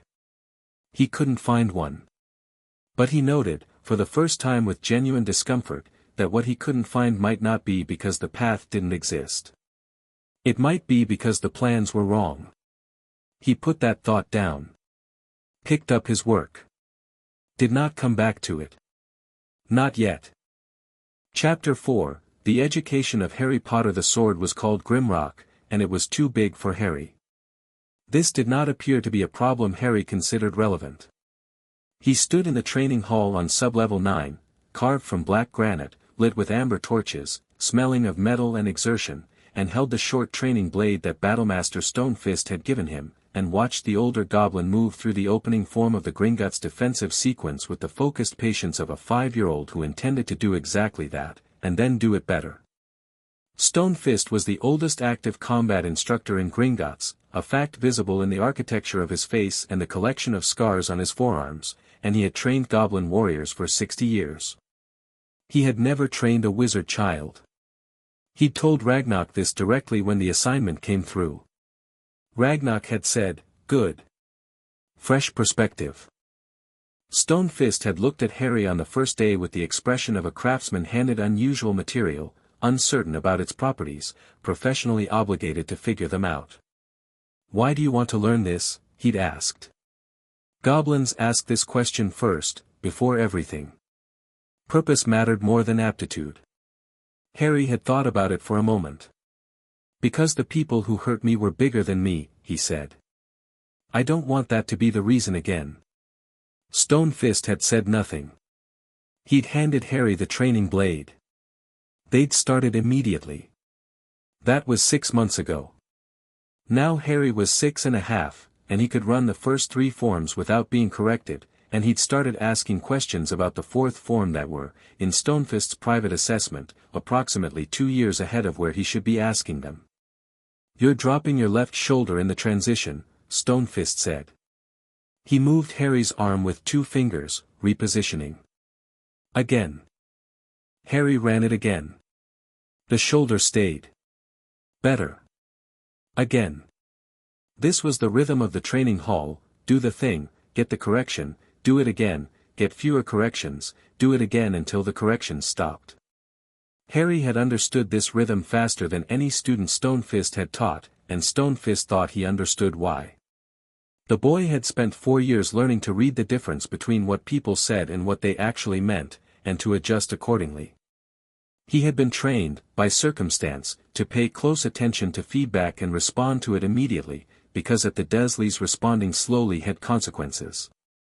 Stonefist turned that particular piece of psychology over in his head occasionally and found it made him very angry in a way he didn't express, because expressing it wouldn't change the history, and what couldn't be changed should be converted into something useful. He was making it useful. After the forms, Harry practiced falls, the goblin tradition of training the body to fail safely before it was trained to succeed, on the grounds that everyone eventually ended up on the ground and better to have practiced it. Harry hit the mat repeatedly, getting up each time with the matter-of-fact resilience of someone who had been knocked down by things considerably less controlled than a training exercise. "You're not fighting yet," Stonefist told him, after the fall practice. "Everything you're doing is foundation." "Do you know what a foundation is?" "The part that has to be right before anything else," Harry said. "Correct. And if it's wrong? Everything built on it is wrong too.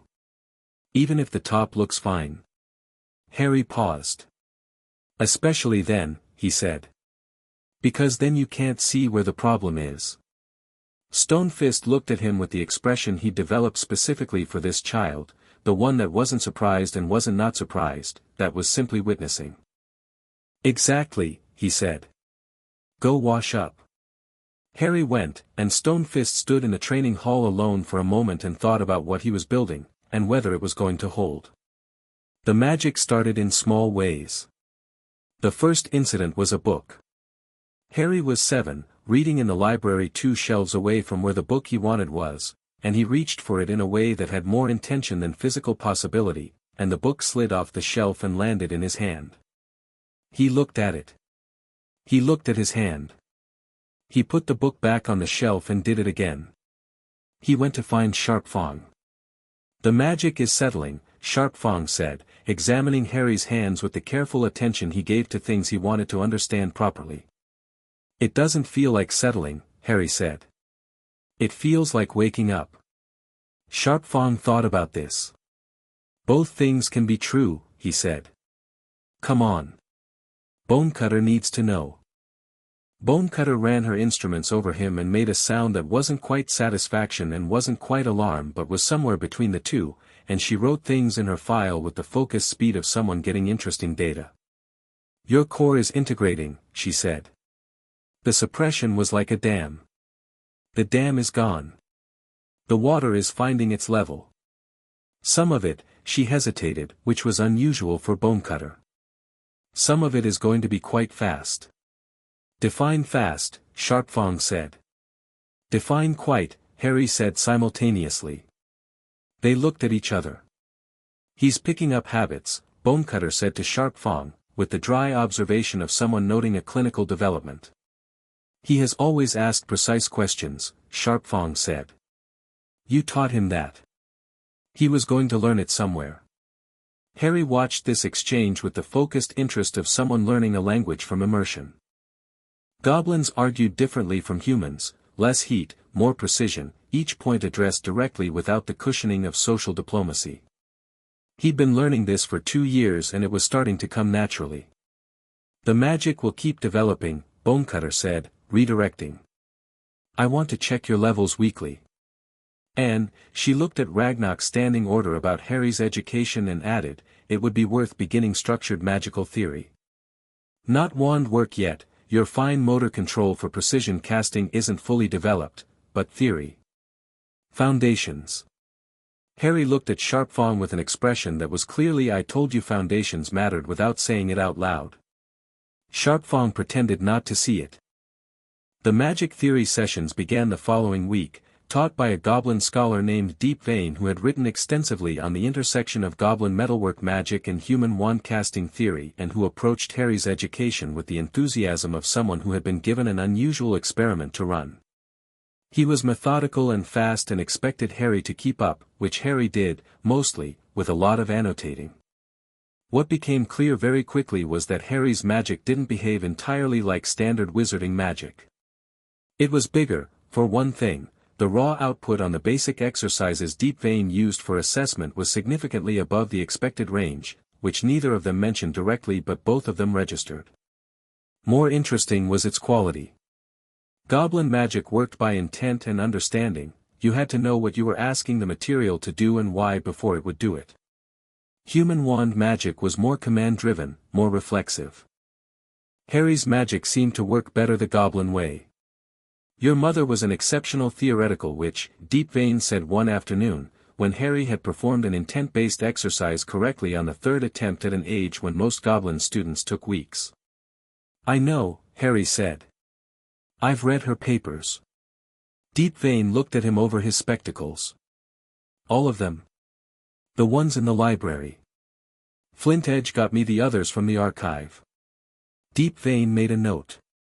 What did you think of the one on sympathetic magical resonance? The conclusion was right but the proof in section 3 has a gap, Harry said. She knew it too. She wrote a marginal note about it in the copy in the vault. She was going to go back and fix it. Deep Vein sat back in his chair with the expression of a man who had just had a very interesting afternoon. Show me the gap, he said. Harry turned 8 in July of 1988, and Gringotts held what it called, in the bank's characteristic understatement, a small gathering. It was not small. Ragnarok attended. The full senior staff attended. Stonefist came in his formal armor, which was black steel etched with the training hall's insignia. Flint Edge brought books, plural, wrapped in leather, with handwritten notes tucked inside the covers in her cramped librarian script.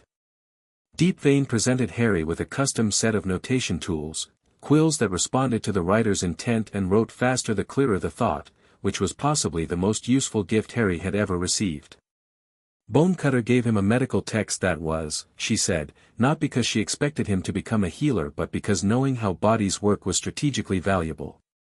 Harry sat at the head of the long table in the eating hall, surrounded by goblins who had, over 3 years, become the closest thing to a family he had conscious memory of, and felt something settle in him that he didn't have a name for yet. Sharpfang gave him a knife. Not a large knife. A working knife, goblin-made, with a blade of silver steel that held an edge longer than any human-forged metal and a handle of dark wood fitted exactly to Harry's current hand size, with a note inside the box that read, "For when you're big enough for the sword." Harry took it out of the box and turned it over in his hands, feeling the balance. It was perfect. Not decorative, the blade was unornamented, the handle smooth, but perfect in the way that things made by craftsmen who understood their purpose were perfect. "Thank you," he said. "Don't lose it," Sharpfang said. "I won't. Don't use it on anyone who hasn't earned it." "How will I know?" "Your mother's letters cover this," Sharpfang said. She had fairly clear criteria. Harry laughed, a real one, open and easy, which was something he'd been doing more of lately, and each time Sharpfang noted it in his private accounting of things that had been reclaimed. Ragnarok, at the other end of the table, watched the boy laugh and noted the same thing, with his own calculus. The boy was 8 years old, trained in 3 forms of goblin defensive combat, functionally literate in magical theory at an advanced level, conversant in gobbledygook at working proficiency, possessed of a magical core that Bonecutter's latest assessment had placed in the 98th percentile of documented cases, and entirely comfortable in his own skin in a way that most adults who'd been through what he'd been through were not. He was, in Ragnarok's considered assessment, everything the suppression charms had been designed to prevent him from becoming. This pleased Ragnarok in a way that went beyond strategy. The wider wizarding world was noticing things.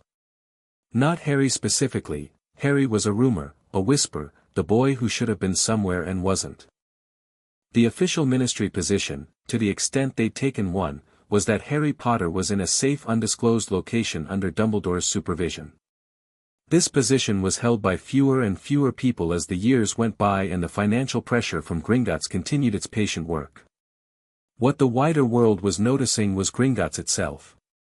In 1987, the bank had refused to process 3 standard ministry-backed investment bonds, citing audit irregularities in the originating accounts. The bonds were worth 3 million galleons collectively and would have funded a ministry infrastructure project that Cornelius Fudge was deeply proud of. The refusal was legal, unarguable, and had caused 6 months of Ministry Gringotts negotiations that Fudge had described in private as the worst of his career. In 1988, Gringotts had introduced new vault access protocols that required magical identification verification, not the old key and charm system but something considerably more sophisticated, involving a personal magical signature recorded at account opening and matched at every entry. The wizarding press covered this as a routine security upgrade. It was, in practice, also a comprehensive database of the magical signatures of every person who held a Gringotts account, cross-referenceable with the forensic records the bank maintained for things like, for example, identifying whose wand signature appeared on suppression charms placed on a child.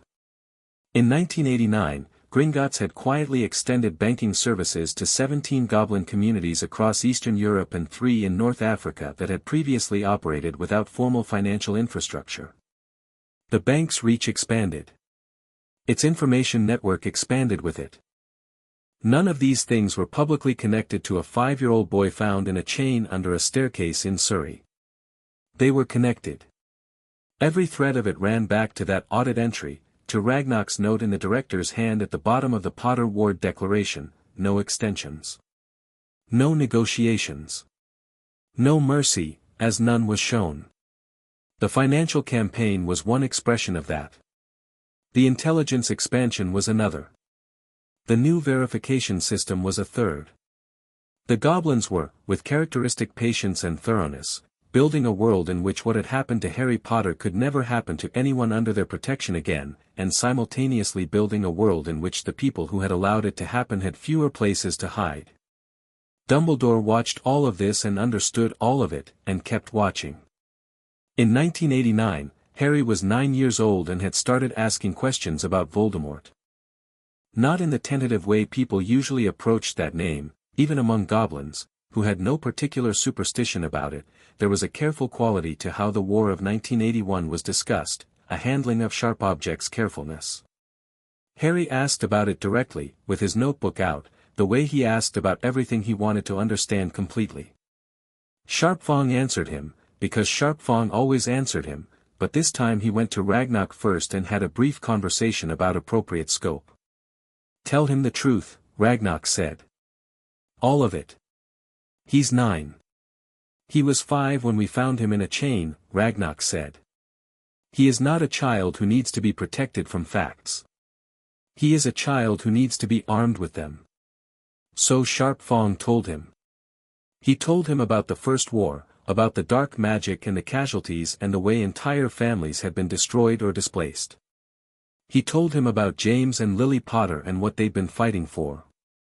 He told him about the night of October 31st, 1981, and the curse that had bounced back, and the scar, and what people had made of it. Harry listened to all of it without interrupting, which was unusual for him. He sat at the table in his room with his notebook open but the pencil not moving, just listening. "The prophecy," he said, when Sharpfong had finished. "Tell me about the prophecy." Sharpfong paused. What makes you think there's a prophecy? Dumbledore put me in a chain, Harry said. People don't put children in chains because they're being careful. They do it because they're afraid of something. He looked at Sharpfang with those 9-year-old eyes that had always been too old for their age. He was afraid of me.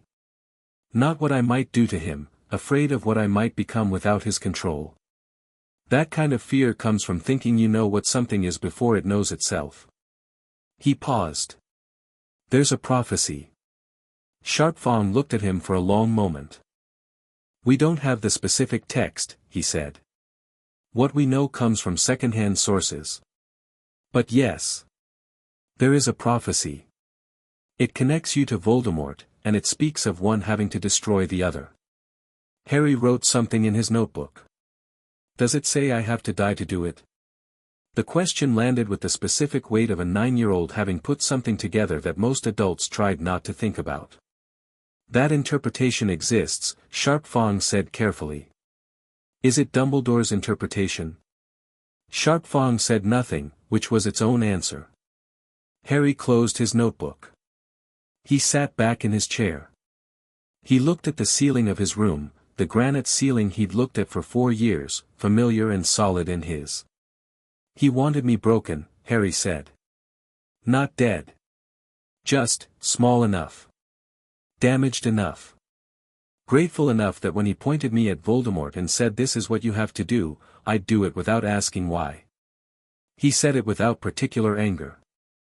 He said it the way you say true things when you've had enough time to look at them honestly. He wanted a weapon that thought it was making a choice. Sharpfang couldn't improve on that. He didn't try. Yes, he said. I'm not going to be that, Harry said. I know. That doesn't mean I won't fight Voldemort if it comes to it, Harry said. That's a different thing. Fighting because you choose to is different from being aimed at something and released. He picked up his pencil. I want to read everything we have on Voldemort's actual capabilities. Not the stories. The documented evidence. What he actually did, how he did it, what his weaknesses were. You're 9, Sharpfang said. I'll be 11 in 2 years, Harry said. And someone's going to try to put me in school with a man who chained me to a pipe, and I'd rather go unprepared. Sharpfang took this in. He thought about the 9-year-old across from him, who had read his mother's research papers and found the gap in Section 3, who could run 7 combat forms without correction, who had taught himself gobbledygook from a grammar book and a dictionary because he'd wanted to be able to hear what the senior staff said when they thought he was out of earshot. He went to get the files. The Voldemort research took 3 months. Harry read everything, Gringotts' own intelligence files from the war years, which were comprehensive in the way that an institution which processed everyone's financial transactions was inevitably comprehensive, plus the ministry records they'd obtained through various channels, plus 2 private collections purchased from estate sales of Order of the Phoenix members who died in the war. He read about the Horcruxes, which Gringotts' intelligence team had theorized about in 1979 based on certain specific vault activity patterns, before Voldemort's fall. He read about the killing curse and why it had bounced back. He read about his mother's sacrifice, and he read it the way you read about your own life when you've been given the facts and have to sit with them and decide what they mean. He sat with it for a week after he finished. He went to the vault and talked to his mother's mirror, or tried to. The echo had faded significantly over the years, down to the occasional flash of green eyes, a warmth in the glass, something that wasn't quite presence but wasn't quite absence either.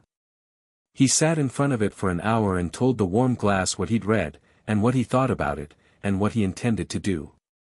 When he came back up, he found Sharpfang outside the vault with his notebook, waiting. He made objects, Harry said. He put pieces of himself into objects to keep himself alive if his body was destroyed. That's why the curse bounced back. He wasn't completely alive, wasn't completely human anymore. It had nothing to do with me, specifically. It had to do with what he'd made himself into. He paused. My mother's sacrifice was real. The protection was real. But I wasn't special. I was just the location where a broken thing finally met something it couldn't ignore. Sharpfang said nothing. The Horcruxes will need to be found and destroyed before he can be killed permanently, Harry continued. Gringotts intelligence in 1979 identified several possible objects. We should find out where they are now. He looked at Sharpfang. And I want to start wand training. Bonecutter said my fine motor control wasn't developed enough for precision casting, Harry said. I've been doing goblin blade work for 3 years. My fine motor control is fine. He held out his hand and a book on the shelf to Sharpfang's left slid off and landed in it, perfectly, without him looking at it. I want a wand. Sharpfang looked at the book in Harry's hand. He looked at Harry's expression, which was the expression of someone who had done their research and arrived at a position and was waiting for confirmation, not permission. I'll arrange it, he said. Ollivander's was not an option, for reasons that were obvious. The wand maker was connected to the broader wizarding world in ways that made a visit inconvenient. Instead, Ragnarok arranged contact with a wand maker named Gregorovich, through the European network, and Harry's measurements and magical signature were sent with the diplomatic discretion of a state transaction. The wand that arrived 6 weeks later was 11 inches, Holly, Phoenix Feather Core. It was, Gregorovich's accompanying note said, aggressive in its preferences and unlikely to work well for anyone else, which suggests it is exactly right. Harry held it for the first time in the training hall, with Deep Vein present, and cast a simple lumos. The light it produced was not a simple light. It was white gold and considerably brighter than lumos usually produced, and it held for 30 seconds after he'd stopped concentrating, as if the wand were still getting the feel of him. Oh, Harry said, which was what he'd said when the suppression charms came off, and for the same reason, the sense of something fitting into place that had been waiting to fit. How does it feel? Deep Vein asked. Like arguing with someone who agrees with you, Harry said. Deep Vein wrote this down. Harry ran through every basic spell Deep Vein had in his theoretical notes, all of them, in sequence, without stopping, because when Harry started something he finished it. The basics were clean and immediate, responsive in a way that suggested the wand had already decided to cooperate fully. When he reached the more advanced ones, the ones that usually took students weeks to produce anything from, they came slower but they came, dragged up from his 2 years of theoretical groundwork, and landed with the satisfying solidity of things built on proper foundations. When he finally stopped, 2 hours later, Deep Vein sat down in a chair and looked at his notes. You're going to be very difficult to deal with, Deep Vein said, for anyone who prefers children to be predictable. Good, Harry said. He sounded exactly like Ragnarok when he said it, which neither of them mentioned. By the time Harry was 10, the wizarding world had arranged itself around his absence into something that Ragnarok watched with the patient interest of a man who understood that absences had shapes. The official story, maintained by Dumbledore through the ministry channels he still influenced, was that Harry Potter was alive and well and being prepared for his return to the wizarding world at the appropriate time. This story satisfied enough people that it hadn't collapsed, but it was getting threadbare. The Hogwarts governors had started asking questions. The Board of International Magical Education had started asking questions. The Daily Prophet had run 2 pieces, both anodyne, both carefully shaped by sources Dumbledore still had, but the fact that they were asking meant the question was in the air. Where was Harry Potter? Gringotts said nothing publicly. This was deliberate and precise. The bank's silence was a weight on the scale, not an absence from it. The financial pressure campaign had been ongoing for 5 years, and enough of its targets had connected the dots to understand, privately, that Gringotts was not silent because they had nothing to say. They were silent because they were choosing when to say it. In December 1990, Ragnarok convened the High Council again. Harry was 10 years old and sitting in on it. This was not standard practice. The High Council was not a body that took observers. But Ragnarok had extended the invitation directly, and Harry had come in his cleanest clothes and sat in the seat indicated and not said anything while the council members filed in and registered his presence with varying degrees of surprise that they controlled with varying degrees of success. Ragnarok opened without preamble. The boys' Hogwarts letter will arrive next July. We have 7 months to prepare our position. Position for what? Stoneback asked. He will attend Hogwarts, Ragnarok said. Under conditions of our specification, not the school's. Does the school accept? The school, Ragnarok said, has no choice that doesn't publicly acknowledge why we have been managing Harry's education for the last 5 years. He let that sit. They will accept our conditions because the alternative is explaining, in front of the International Confederation of Wizards, why the heir to the Potter account was found in a chain by a junior account manager. Ironclaw leaned forward. The sealed vault. We don't need to open it, Ragnarok said. We merely need them to remember that we have it. He looked at Harry. You've had thoughts about Hogwarts.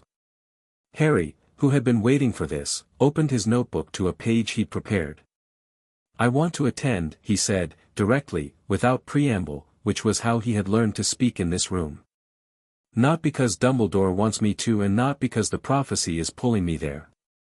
Because Hogwarts has a library I haven't read, and professors with specialized knowledge I haven't accessed, and other students my age who I've never interacted with. He paused. Also because Voldemort is going to return eventually, and when he does, the school will be relevant. I'd rather understand it from the inside. Several council members exchanged looks. You expect him to return soon? Stoneback said.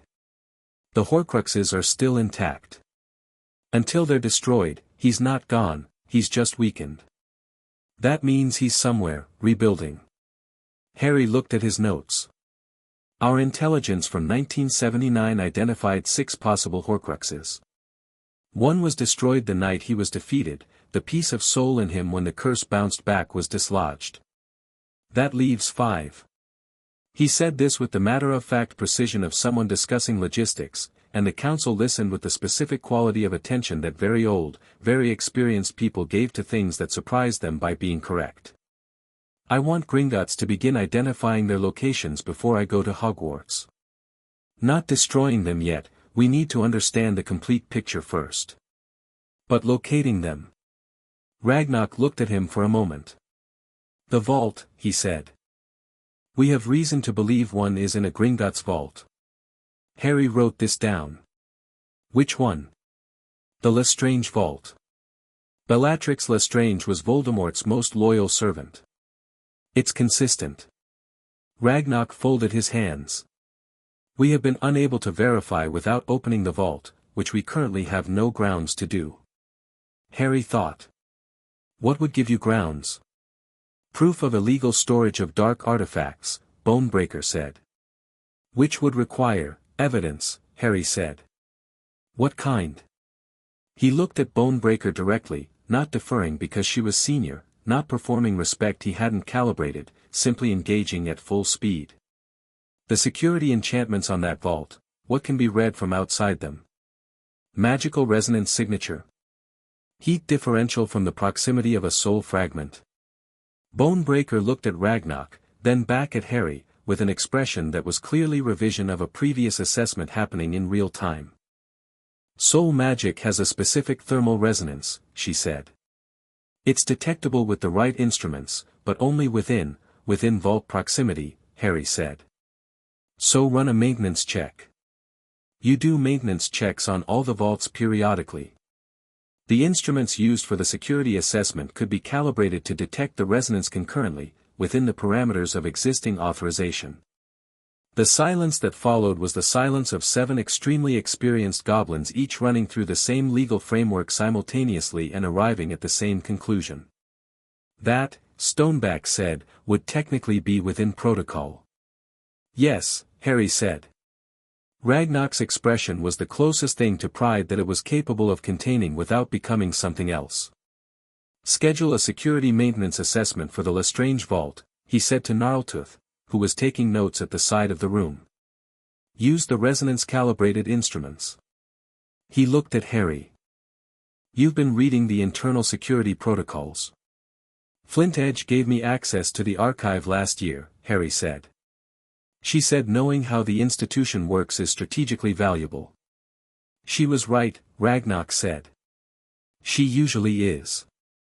Ironclaw, who had been watching Harry for the full length of the council session, spoke for the first time. The boy is going to walk into Hogwarts and nothing there is going to know what to do with him. That's the point, Ragnarok said. Harry looked at Ironclaw.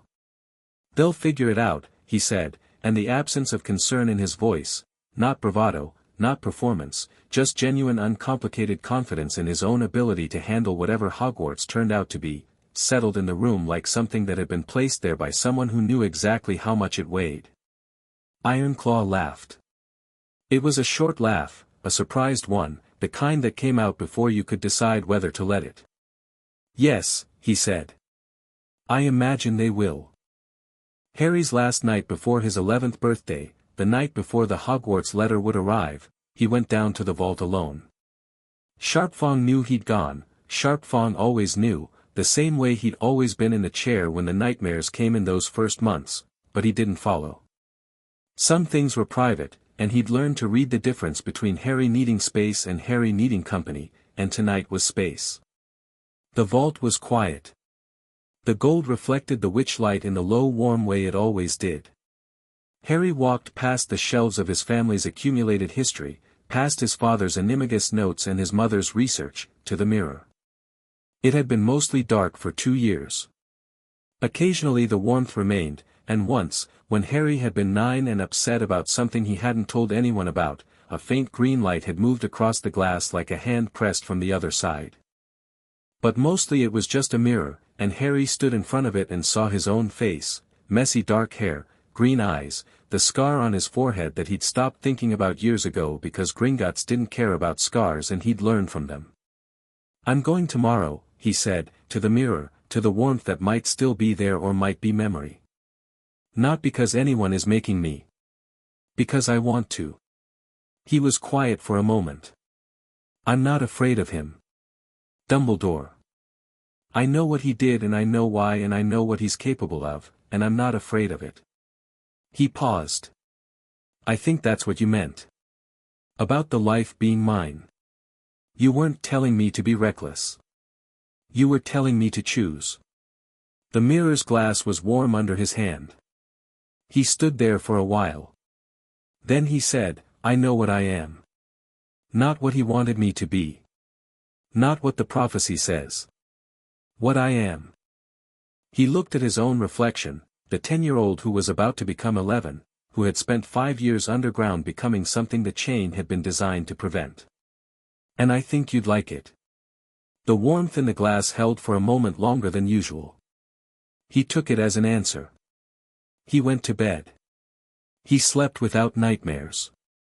In the morning, the Hogwarts letter arrived, addressed not to the cupboard under the stairs, for Privet Drive but to Master H. Potter, Ward of the Goblin Nation, Gringotts Bank, London, and the address was so precisely, so exactly right that Harry held the envelope for a moment longer than he needed to, just feeling the rightness of it.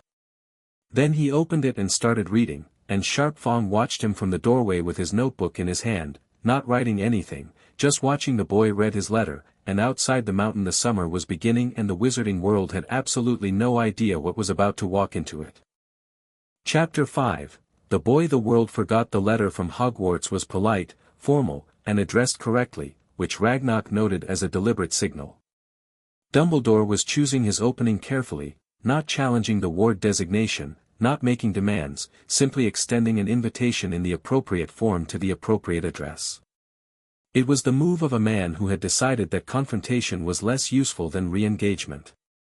Ragnarok dictated the response himself. It was 2 sentences. Master Potter acknowledges receipt of the Hogwarts invitation. The Goblin Nation will respond through formal diplomatic channels within 30 days. Harry read it over Gnarltootha's shoulder before it was sent and said, that's going to drive him insane. Yes, Ragnarok said. Good, said Harry. The 30 days were not idle.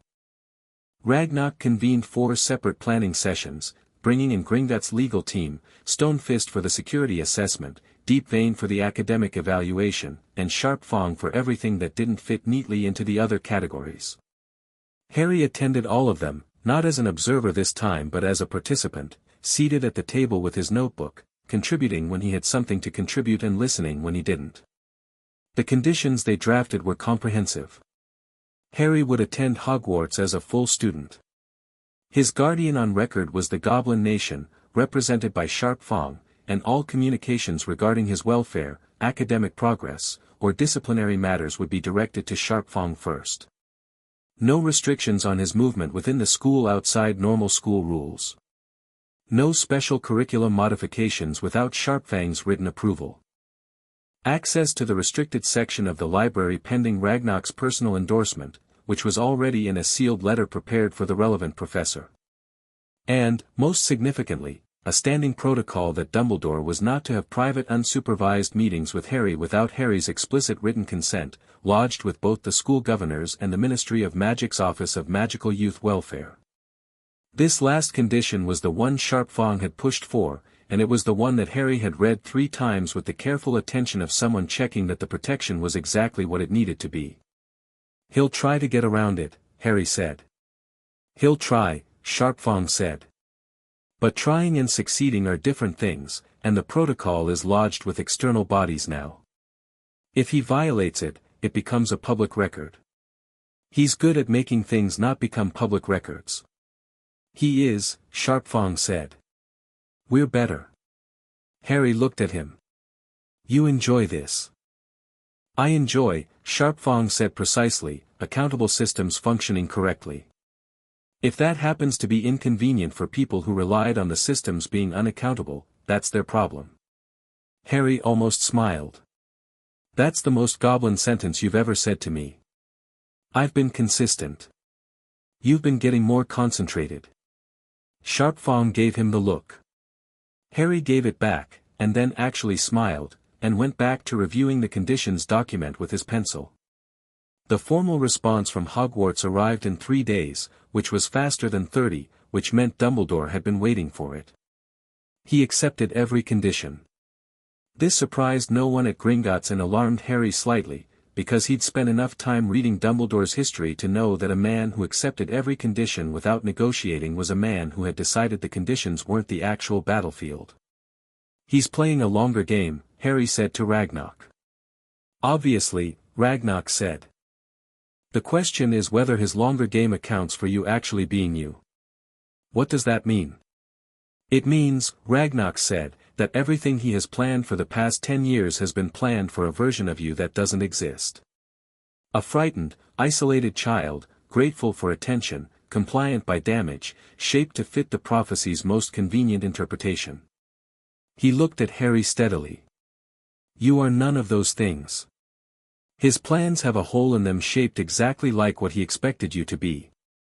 Harry sat with this. "He'll adapt. He will try," Ragnarok said. "He is a very intelligent man. But there is a difference between intelligence and wisdom, and Albus Dumbledore's particular failing is that he has always confused the two." There was, of course, the matter of Harry's first public appearance. For 6 years, Harry Potter had been a rumor. The wizarding world had managed this rumor in the way it managed most uncomfortable things, a combination of official reassurance from Dumbledore-adjacent sources, studied in curiosity from the people who knew something was wrong and had decided not to know it more specifically, and genuine ignorance from everyone else. The boy who lived existed as a story, as a symbol, as a name on the lips of everyone who'd lost someone in the war and needed the loss to mean something. He had not existed, for 6 years, as a person anyone had seen. Ragnarok understood the value of a first impression. He had been, across a very long career, the architect of enough first impressions to understand that they were not about appearance. They were about information, specifically, about what information you chose to give, in what order, to whom, and under what conditions. He chose the venue carefully. Not the ministry. Not Hogwarts. Not a press conference. The annual meeting of the Wisengamot's Financial Oversight Committee, which Gringotts attended as a matter of standard practice, and which convened in the 3rd week of August in a chamber in the Ministry of Magic that was open to observers, and which was attended by, among others, most of the senior ministry figures that Ragnarok had been managing financially for the past 6 years. He brought Harry. Not announced. Not previewed. Harry walked in with the Gringotts delegation, Ragnarok at the front, flanked by Goldthorn and Bonebreaker, with Sharp Fang and Harry behind them, and took his seat at the Gringotts table, in his Gringotts dress clothes, which were dark and tailored and not wizard robes, and opened his notebook on the table, and waited for the session to begin. The chamber noticed him in stages. First the people closest to the Gringotts table, who registered the human child in the goblin delegation with the specific blink of someone seeing something that doesn't fit the expected pattern. Then the people further back, who noticed the reaction of the people closer and craned to see the cause. Then, rippling back through the chamber, the particular quality of collective recognition that happened when an entire room understood simultaneously that it was looking at someone significant.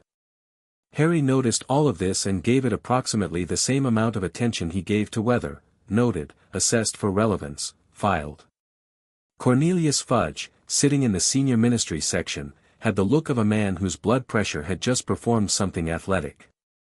He leaned to the aide beside him and said something, and the aide looked at Harry and then looked away and said something back.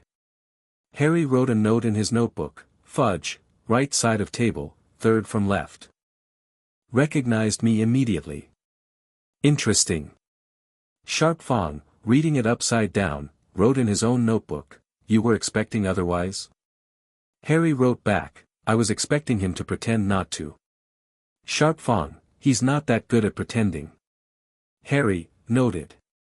The session opened with standard procedure, the committee chair, a witch named Griselda Marchbanks who had the bearing of someone who had been old and formidable for so long she'd decided to lean into it, calling the meeting to order and acknowledging the Gringotts delegation's attendance.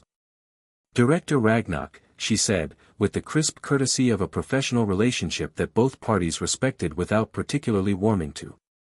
Welcome. I see you've brought additional representation today. Indeed, Ragnarok said. Master Harry James Potter, ward of the Goblin Nation, heir to the Potter account, age 11. He said it with the level ease of a man stating facts. He has attended today to observe the committee's proceedings. He will be attending Hogwarts in September and has expressed an interest in understanding how the ministry's financial oversight functions.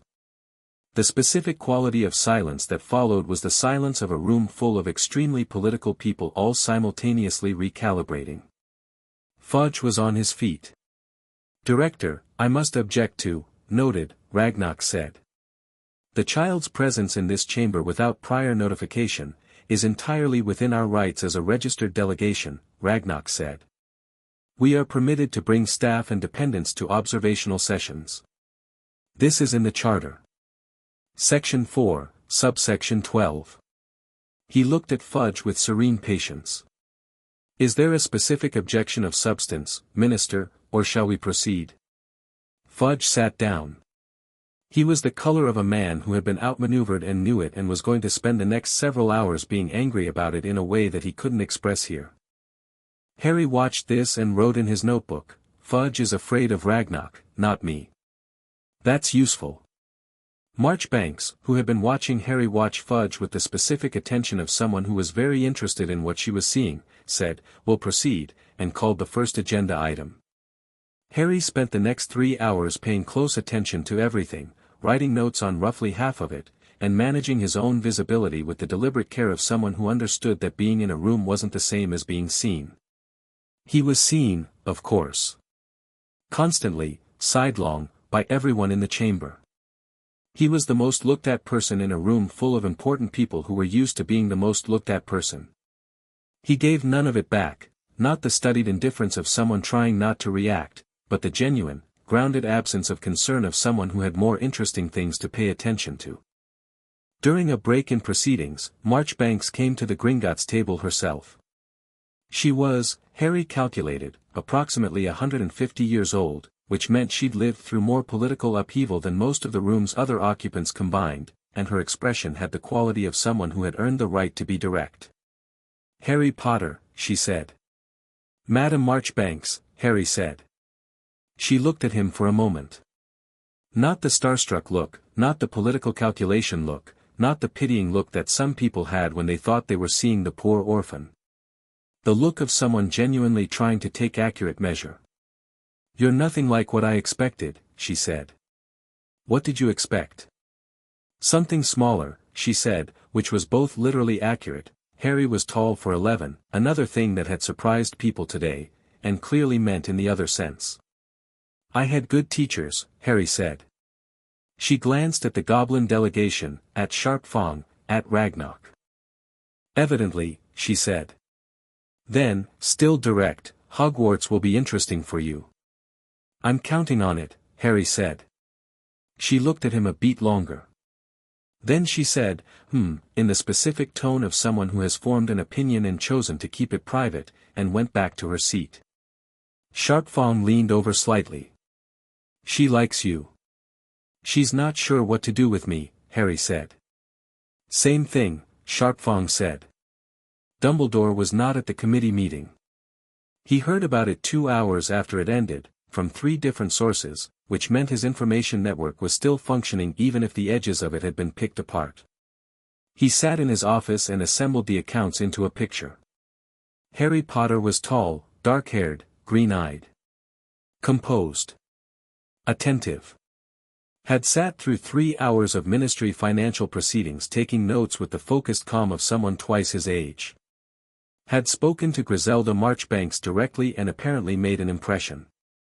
Had looked at Cornelius Fudge and written something in his notebook that Fudge had later described to an aide, with what the aide had characterized as shaking hands, as the way the boy looked at me like he already knew everything I'd done. The picture this assembled was not the picture Dumbledore had been maintaining in his head for 6 years. He'd known, in the abstract, that the goblins would educate Harry well. He'd known the boy would be physically healthy, well-fed, trained, taught. He'd revised his plans accordingly, a Hogwarts relationship that started carefully, patiently, allowing Harry to come to trust him on his own terms. He'd thought about it as a slower version of the same process, arriving at the same destination. Harry, shaped by necessity toward the role the prophecy required, finding in Dumbledore a guide and mentor, learning gradually to believe that the sacrifice was worth it. He had not accounted for Harry Potter at 11 years old sitting in a ministry chamber and making Cornelius Fudge's hands shake. He called for Minerva. She came. She sat. She looked at him with the expression she'd had since their conversation in 1986, not cold, exactly, but with a quality of reserve that hadn't been there before, a specific holding back that he recognized as the shape of conditional trust. He's coming to Hogwarts in September, Dumbledore said. I know, Minerva said. I saw the conditions document. I thought they were reasonable. All of them. All of them. She looked at him steadily. The supervision protocol especially. Dumbledore looked at his desk. I have to find a way to talk to him, Minerva. You will, she said. With his consent. In supervised conditions. As specified.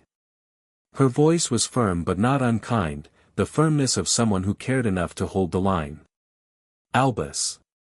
He's 11 years old and by every account I've received he is extraordinary. Let him be extraordinary. Stop trying to architect what he becomes.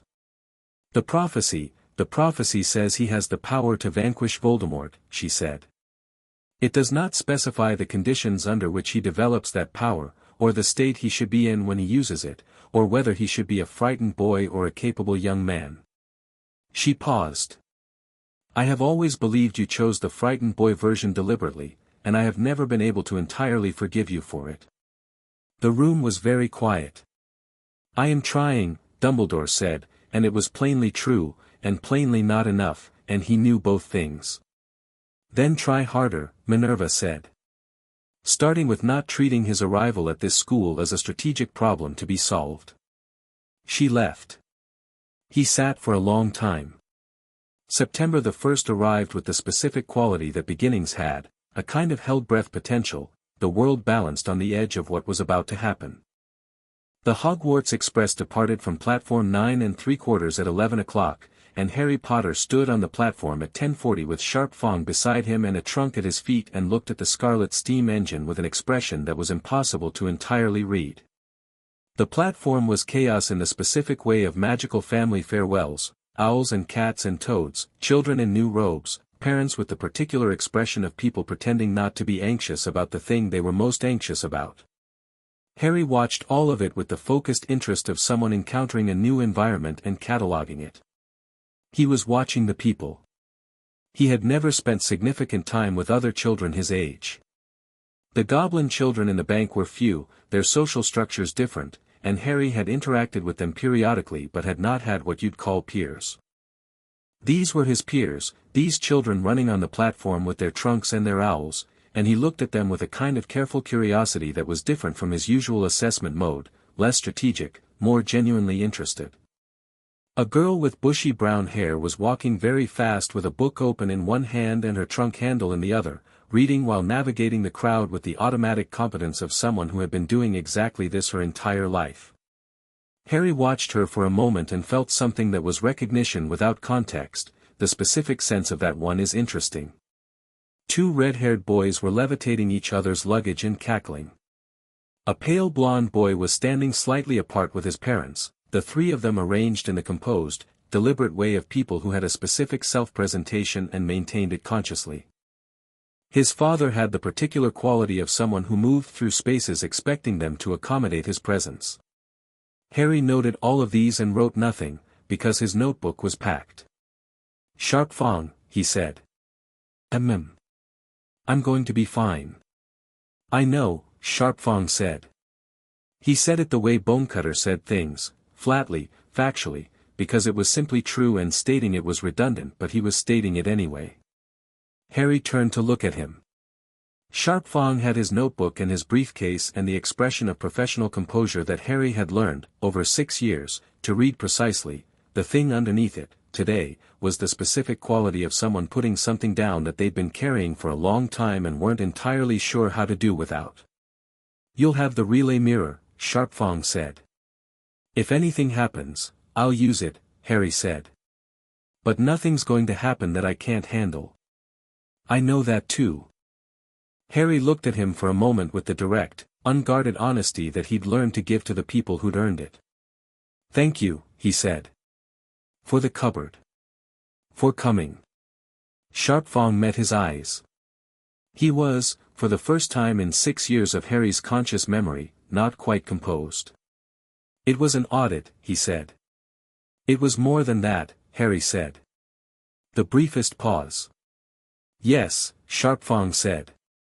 "It was." Harry picked up his trunk. He walked toward the train.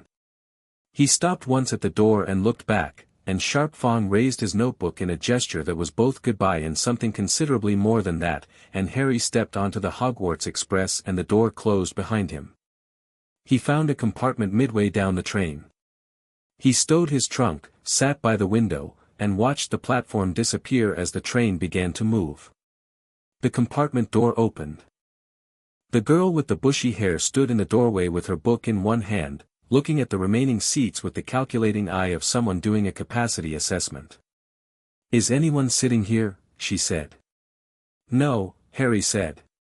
She came in, sat down, put her book aside. It was Hogwarts, a history, Harry noted, with a specific annotation system visible on the open page that looked not entirely unlike his own, and looked at him with the direct confidence of someone who had decided social hesitation was an inefficiency. "I'm Hermione Granger," she said. "Harry Potter," Harry said. The name didn't produce the effect it apparently produced on most people he'd encountered today, which had been a widening of the eyes and a specific frozen quality. Hermione Granger looked at him with a small, assessing pause and said, "I know who you are. I've read about you." "What did you read?" "The standard histories. They're not very specific." She looked at him. "You were at the Wisengamot committee meeting last week. There were accounts in 2 different publications." "What did the accounts say?" "That you were composed and appeared to be paying attention," she said, in the tone of someone who found this inadequate reporting. "Which tells me they weren't paying attention themselves. What were you actually doing?" Harry looked at her. He ran the 6 years in Gringotts calibration of people, the one that had been refined by sitting in hundreds of meetings and reading thousands of documents about human and goblin behavior, and got a reading that came back strongly in the affirmative. Mapping the room, he said. Who was afraid of Gringotts, who was performing their reaction to me, who was actually paying attention to the meeting versus managing the politics of my being there. She absorbed this. What did you find? Fudge performs most things but was genuinely rattled. Marchbanks was the only person in the room who looked at me like I was a person rather than a symbol. Most of the rest were trying to decide what my presence meant for them specifically. He paused. What are you mapping right now? She blinked. Then she laughed, a surprised one, the kind that came before she'd decided to let it. You, she said. Obviously. And I haven't finished, she said. You're harder to read than most people. Good, Harry said, and she heard the Ragnarok in it the same way people who'd been in that room heard it, the absolute, grounded confidence of someone who had decided what they were. The compartment door opened again. A round-faced boy with an expression of mild ongoing alarm put his head in and said, "Sorry, is there room?" "Everywhere else is, yes," Harry and Hermione said simultaneously. The boy blinked. Came in. Sat down. "I'm Neville Longbottom," he said, in the tone of someone introducing himself to people he was fairly certain were more impressive than him but was going to be polite about it. "Harry Potter." "Hermione Granger." Harry looked at him properly. "Longbottom. Your parents were Frank and Alice Longbottom." Something went across Neville's face, the specific expression of someone who wasn't used to people knowing and saying that directly without the careful cushioning people usually wrapped it in. "Yes," he said. "They were in the Order of the Phoenix. They were tortured into insanity by Bellatrix Lestrange after the war." Harry said it plainly, not with cruelty but with the directness that said I know this and I'm not pretending not to know it because pretending is an insult. "I'm sorry. What was done to them was wrong, and it was done by the same people who worked for the man who nearly killed my parents." Neville looked at him for a long moment. His expression went through several things. Then he settled into something that was, Harry thought, the specific look of someone who had been waited on and cosseted and carefully managed their whole life in reaction to their parents' condition, and who had just been treated, for the first time, like the weight of it was something they could actually carry. "Thank you," Neville said, quietly and entirely genuinely. "Most people either don't mention it or mention it like I'm going to break." "You're not going to break," Harry said. "No," Neville agreed, in a tone suggesting he was still getting used to saying that. The train moved through the countryside, green hills becoming purple moorland becoming something older and wilder, and in the compartment 3 11-year-olds talked about magic theory and the ministry and what Hogwarts was actually like versus what the book said, and Harry found, with a warmth that was new and specific and entirely welcome, that having peers who could keep up with him was one of the better things he'd encountered. They arrived at Hogsmeade Station in the dark, which was clearly deliberate on someone's part and Harry approved of it, the Black Lake and the castle on the hill above it, lit from within, enormous and old and alive in the specific way of places that had a great deal of magic in their stones. He looked at it from the boat as they crossed the lake, Neville beside him looking mildly terrified and Hermione beside him reading the last 3 pages of Hogwarts, a history before they docked, and felt something that he identified, after a moment, as anticipation. Not of the castle itself. Of what was in it. They were processed through the entrance hall in the standard fashion, a severe professor with a tartan shawl and a face that had the structure of someone very competent and completely honest, who Harry recognized from the descriptions in Gringotts' file as Minerva McGonagall. She looked at the first years with the crisp authority of someone who had done this 40 times and still took it seriously, and when she reached Harry her eyes settled on him with the specific quality of someone who has been expecting this moment and still isn't entirely ready for it. Harry looked back at her, steady and direct. "Professor McGonagall," he said. "Mr. Potter," she said, and for a moment the quality of professionalism in her voice had something underneath it that wasn't professional, the something of a person who has carried a specific guilt for 6 years and is now standing in front of the physical evidence of what that guilt was for. Her spine was very straight. "Welcome to Hogwarts." "Thank you," Harry said. He meant it without irony, and she heard that, and something in her expression settled fractionally. She showed them the antechamber. She left them there. She came back for the sorting. The Great Hall was, in Harry's assessment, exactly what a great hall should be, for long tables, the sorting hat on a stool, a ceiling bewitched to show the night sky outside, hundreds of older students looking at the first years with an expression that was the institutional equivalent of territorial curiosity. Harry walked in with the group and surveyed the hall in the time it took them to reach the front, noting the table layouts, the staff table at the front, and the specific location of the headmaster's chair. Dumbledore was in it. Harry had known he would be. He'd been preparing for this moment for months in the same way he prepared for everything, by understanding the other person completely, by knowing what they wanted and what they feared and what they believed, and by deciding in advance what he was going to give them and what he absolutely wasn't. He looked at Dumbledore. Dumbledore was looking at him. The full attention of those blue eyes, the famous eyes that people described as twinkling and that Harry, looking at them directly for the first time, understood were not twinkling but rather were in constant motion, always assessing, always calculating, always running the board. Old eyes in an old face, lined with genuine wisdom and genuine care and the specific sadness of a man who had built something that required sacrifice and was now looking at what he had sacrificed. Harry held his gaze. He didn't look away, didn't defer, didn't perform anything. He just looked, the way you looked at something you understood completely and weren't afraid of, and let Dumbledore see that that was what he was doing. Dumbledore held the gaze for 5 seconds. Then he inclined his head, very slightly, in something that was both an acknowledgement and, Harry thought, a recognition. Harry nodded back. Equally slight. Equally precise. Then he turned to watch the sorting, because the sorting was happening and it was more immediately relevant. The hat went through the students alphabetically, and Harry watched each one and made notes in his head, Hermione into Gryffindor with the hat barely touching her head, which made her look pleased in a way she was clearly trying not to show, Neville into Gryffindor after a pause long enough that Neville had started to look like he was reconsidering various life choices, the pale blonde boy, Malfoy, into Slytherin without hesitation. Potter, Harry.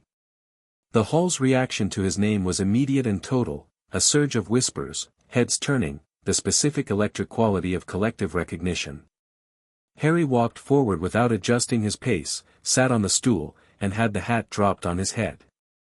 The hat said, immediately and internally, in a voice like very old dry paper, "Well, well, well. I have been waiting for you." "Have you?" Harry said, not a question. 11 years, the hat said. "Since the night I read the names and yours wasn't among them and I understood why." "I know what you are, Harry Potter." "Then you know where I belong," Harry said. "You'd be remarkable in any house," the hat said. "The courage for Gryffindor, certainly. The cunning for Slytherin, absolutely. The loyalty and patience that Hufflepuff would prize. The intellect that Ravenclaw would celebrate."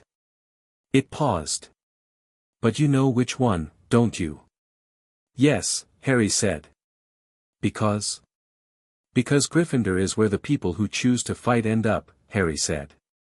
"Not the people who are aimed at something. The people who choose." The hat was quiet for a moment. Then it said, with something that sounded very much like satisfaction, "Gryffindor." The Gryffindor table erupted. Harry took the hat off, set it on the stool, and walked to the Gryffindor table and sat between Hermione, who said, "Obviously," and Neville, who said, "Thank goodness," and the rest of the night moved forward in the way good nights did, food and noise and the gathering warmth of something beginning. Harry ate and talked and watched and listened, and periodically he was aware of Dumbledore's attention from the staff table, the careful measurement of it, the revised assessment that was happening in real time in those constantly calculating eyes. Let him revise, Harry thought. He'd find the same thing every time he looked. After the feast, after the sorting, after the prefects had led the first years through the castle to the dormitories, Harry stood at the window of the Gryffindor common room while the other boys his age fell asleep, and looked out at the grounds below, the lake, the forest, the darkness of a place that had a great deal of history in it, some of it his. He heard footsteps on the stairs behind him.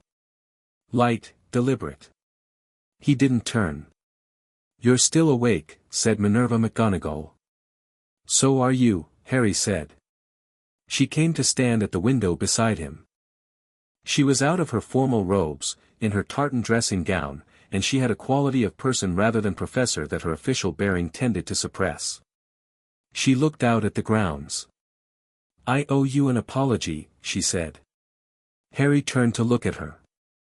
"I knew from the beginning that Privet Drive was wrong," she said. "I told Albus. He overruled me, and I let him, and I have spent 6 years being sorry about it in ways that I never turned into anything useful." Her voice was steady and even and completely without self-excuse. "I should have done more. I should have checked. I didn't, and you were harmed, and no explanation I can give you changes that." Harry looked at her for a long moment. He was 11 years old and had been given, over 6 years, a very good education in the difference between apologies that were performances and apologies that cost something real. This one cost something real. He could hear it in every precise word of it. "Thank you," he said. "You don't have to forgive me." "I know," he said. "I'm not, yet. But I will."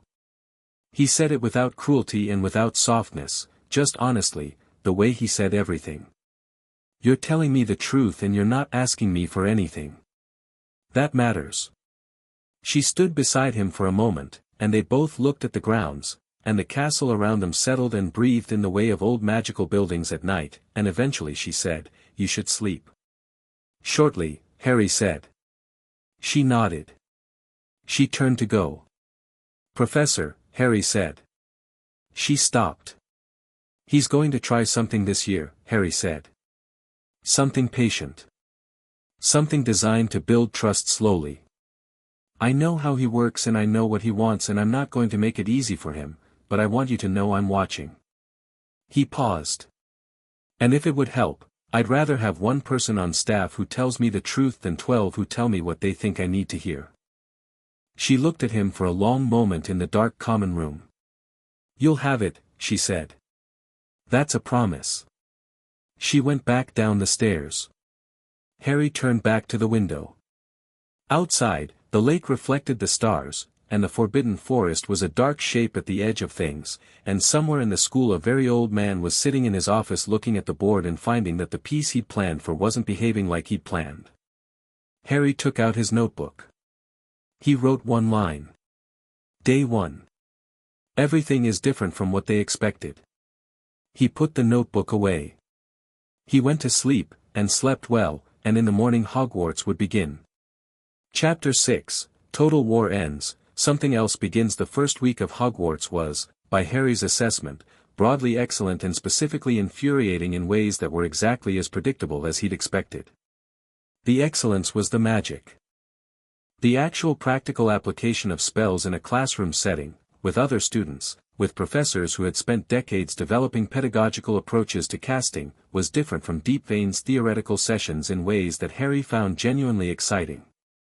Professor Flitwick's charms class had the energy of someone who loved the subject so thoroughly that the love was contagious, a tiny man who practically vibrated when he talked about the mechanics of levitation, who corrected wrist angles with the precision of a conductor fixing an orchestra, and who looked at Harry's first Wingardium Leviosa with an expression that was professionally composed and personally delighted.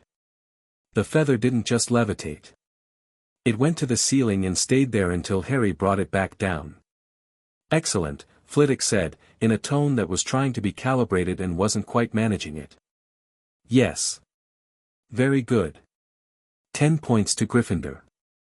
Hermione, beside Harry, had done the same thing 30 seconds later with a feather that spun as it rose, which she'd done deliberately, Harry could tell, as an experiment rather than the required exercise. She caught Harry's eye and he raised an eyebrow slightly and she almost smiled and went back to taking notes on what the spin had felt like in the wand. The specific infuriation was Professor Quirrell. Defense against the dark arts was taught by a man who stuttered his way through lessons with the energy of someone doing an impression of nervousness that had gone on so long it had partially become real nervousness, and whose turban smelled of garlic and something else underneath the garlic that Harry had placed, by the third lesson, as dark magic residue. Old, layered, not currently active but present the way old stains were present, evidence of what had been there even after the original thing was gone.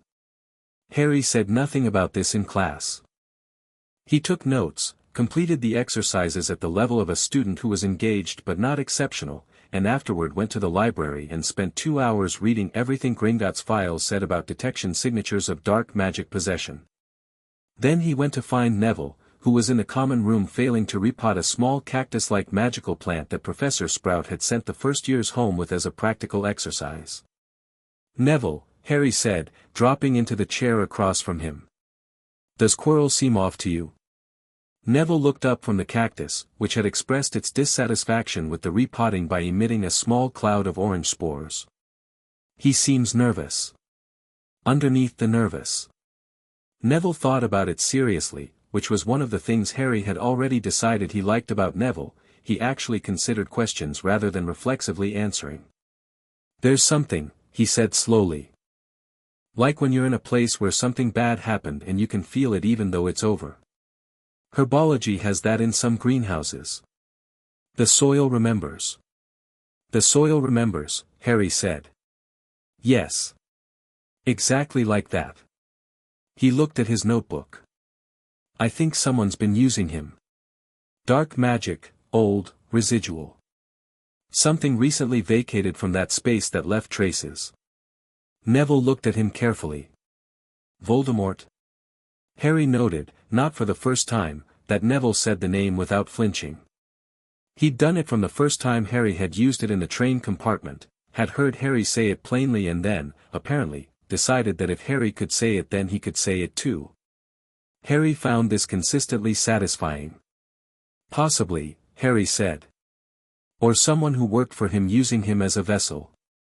The signature is more fragmented. Like part of something rather than the whole thing." He paused. "I need to check something in the restricted section." Hermione appeared from behind a bookshelf. She had clearly been there for several minutes. "I heard most of that," she said, without apology. "The restricted section requires signed authorization." "I have it," Harry said, producing the sealed letter Ragnarok had prepared. She sat down. "You've been expecting this." "I've been prepared for it," Harry said. "Different thing." "What's the difference?" "Expecting it means you assumed it. Being prepared means you did the work in advance so you're not surprised." He looked at her. "I don't assume things. I prepare for possibilities." Hermione looked at him with the expression she had when she was revising her model of something. "How many possibilities did you prepare for?" "All the ones I could identify," Harry said. Quirrell was on the list. The defense position has had a high turnover rate, no one's lasted more than a year for a decade.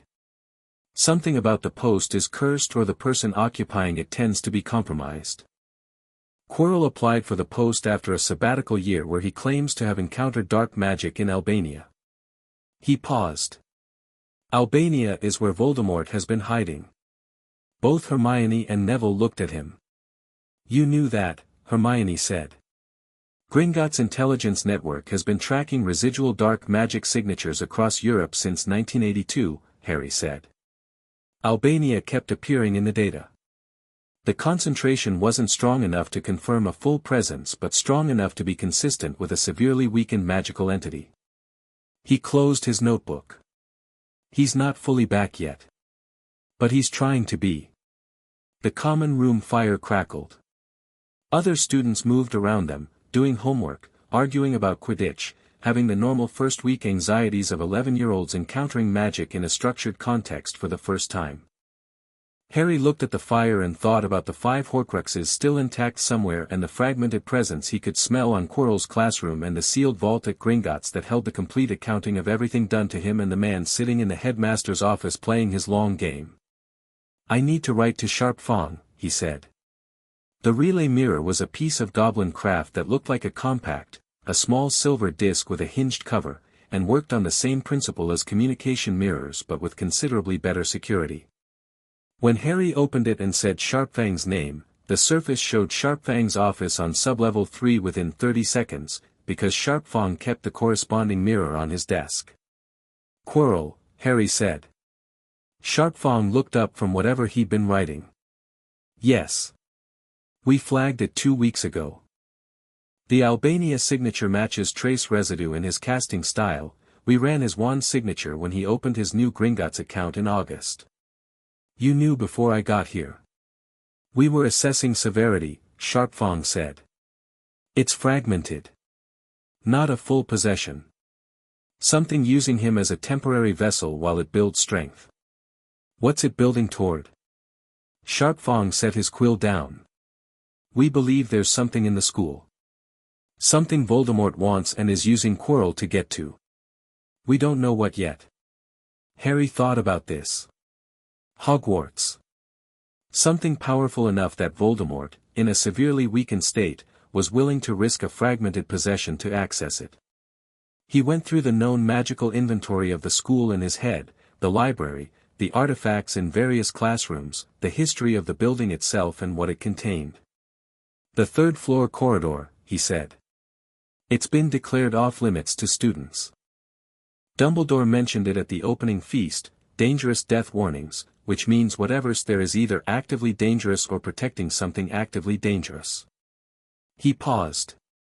Has Gringotts moved anything into Hogwarts recently? Any transfer of a stored item from the bank? Sharpfang was quiet for a moment. There was a vault emptied in July, he said slowly.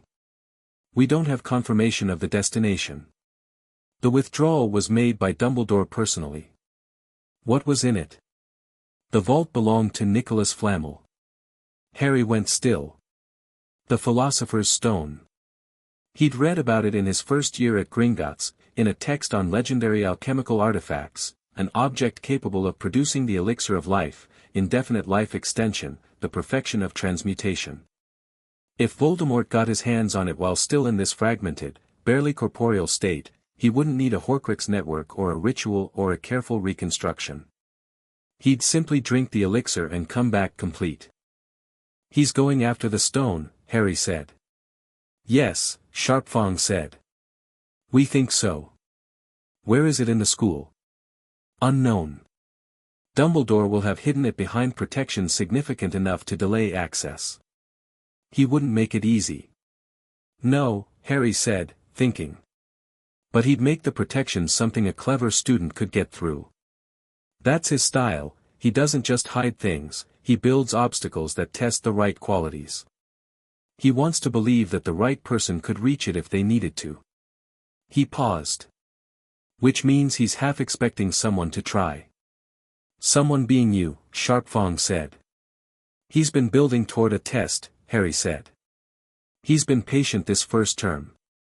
Watching me, not approaching, letting me settle. But something like this, he thought about Dumbledore's long games, his deep strategic patience, his habit of engineering situations where Harry had to make choices.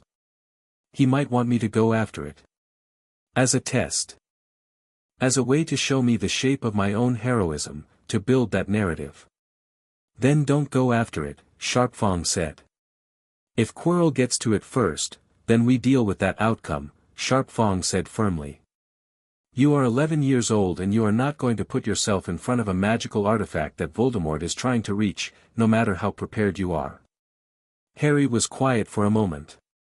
He was, to his own mild surprise, not arguing with this. Not because Sharpfang had authority over him, they'd moved well past that kind of relationship, but because the reasoning was sound and he could hear it. What do we do then, he said. You watch. You document. You report to me. And I take it to Ragnarok. Sharpfang paused. Harry. You have been fighting this war for 6 years in the way that a child can fight it, by becoming something they couldn't control. That part is done. The next part requires adults with legal standing and institutional power, and we have both. Harry looked at the mirror. He looked at Sharpfang's face, the face he'd known since he was 5, the face that had been in the chair when the nightmares came, the face of someone who had turned an audit into something that couldn't be named professionally but had the shape of love. Okay, he said. Document everything, Sharpfang said. Dates, times, what you observe. Your notes are evidence. They always have been, Harry said. Ragnar's response to Sharpfang's briefing on the stone was swift and multidirectional. He sent a formal notification to Nicholas Flamel directly, informing him that the object he'd removed from Gringotts in July had been identified as the target of an active dark magic incursion, and requesting, with the diplomatic precision of someone who knew exactly what leverage they held, that Flamel consider whether its current storage situation was adequate. Flamel responded within 24 hours. The response was 3 sentences, and the third one was an expletive in French directed at Dumbledore, which Ragnar noted in the file with something that wasn't quite amusement but occupied the adjacent space. He sent a second notification to the Ministry's Magical Law Enforcement Division, not Fudge directly, who would bury it, but to Amelia Bones, who ran the DMLE with the kind of rigorous honesty that had made her simultaneously respected and occasionally inconvenient to people who preferred selective enforcement. The notification outlined the intelligence regarding Voldemort's fragmented presence, Quirrell's compromised status, and the suspected presence of a high-value target in Hogwarts. Bones moved on it in 48 hours. Quietly, without press involvement, without informing Fudge, with the professional efficiency of someone who had decided this was real and needed handling. She sent 3 Aurors to Hogwarts under the cover of a routine school safety inspection. One of them was positioned near the 3rd-floor corridor. The other 2 were there for Quirrell. Harry watched all of this happen around him from his position as a first-year student attending classes, doing homework, eating meals, and taking notes, and he felt the specific satisfaction of watching a well-designed system work. He also watched Dumbledore. The headmaster had been, all term, doing exactly what Harry had predicted, building from a distance, creating circumstances for organic interaction, positioning himself as approachable without applying direct pressure. He'd made points of being available at meals, visible at the evening events, personally welcoming to first years who came to his office with questions. He hadn't approached Harry directly. He'd waited. The waiting was over by November, and Harry had expected it to be over by November, and he'd been ready. Dumbledore stopped him after the Halloween feast, in the corridor outside the Great Hall, with the casual ease of a man who had thought carefully about how to make this seem casual.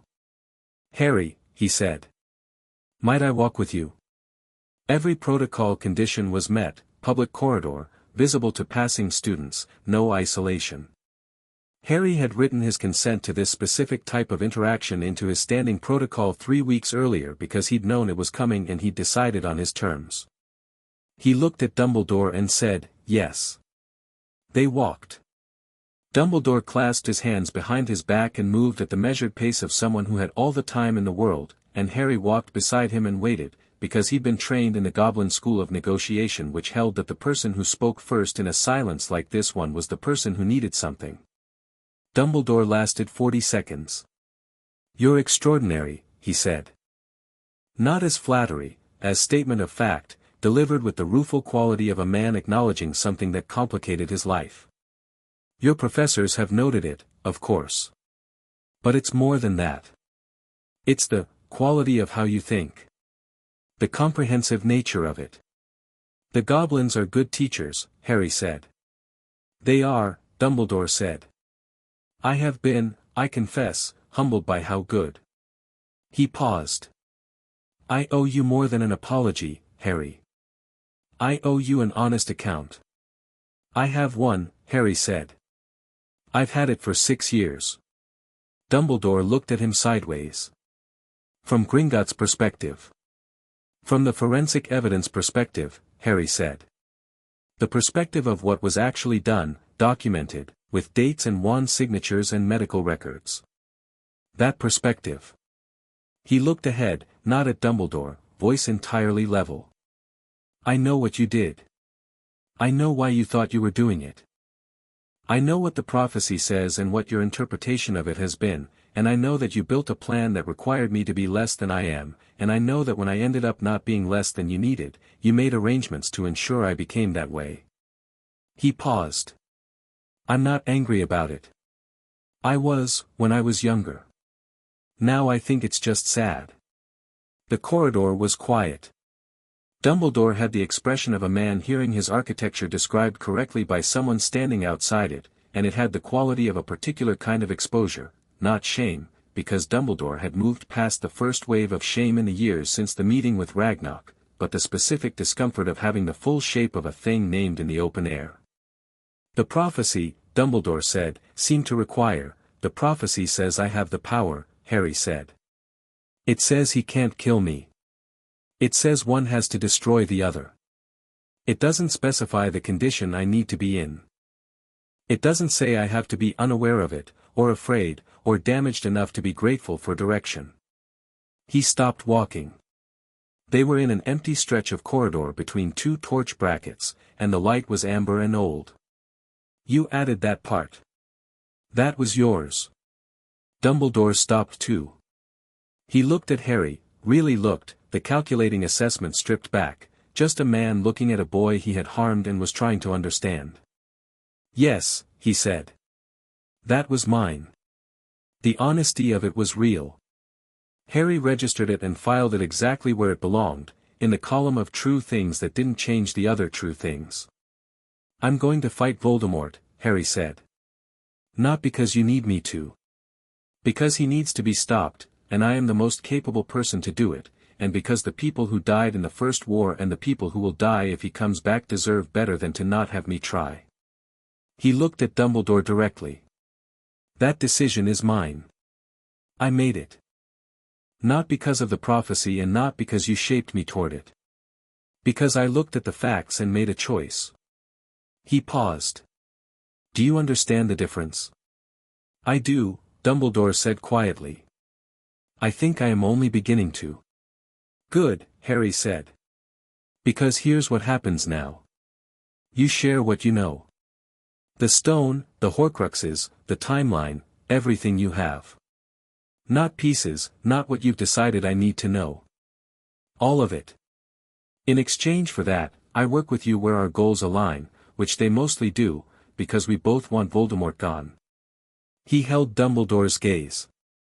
But you don't manage me. You don't make decisions about my life. You don't sacrifice me without my knowledge for the greater good. If that's not acceptable, we do this separately, and I think you know that I have the resources to do it separately and you'll just be less effective. The silence was long. Harry waited. Dumbledore looked at this 11-year-old, this extraordinary, infuriating, entirely unprecedented 11-year-old, and did the thing he had been doing in private all term, which was updating the board. Adjusting the pieces.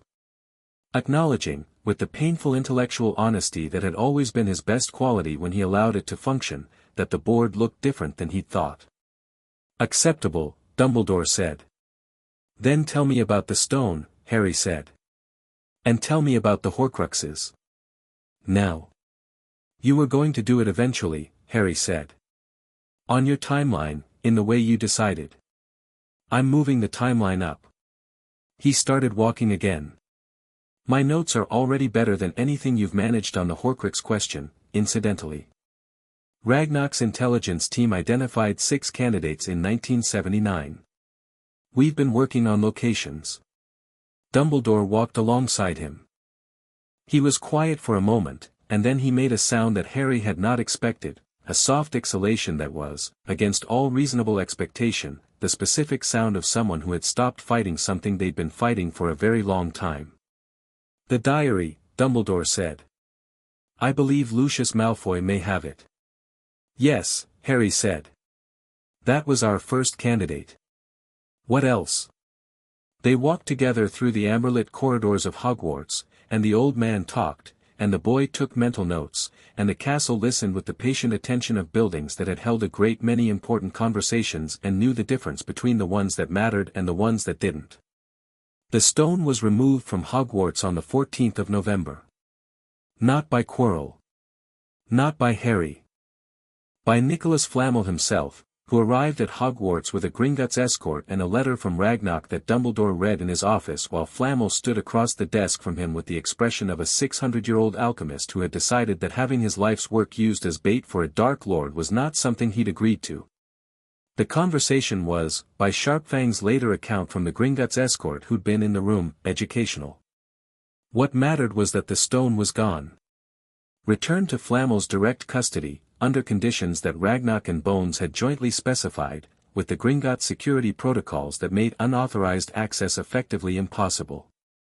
The third-floor corridor's protections remained in place, because dismantling them would have announced the stone's removal, but the object they'd been protecting was no longer there.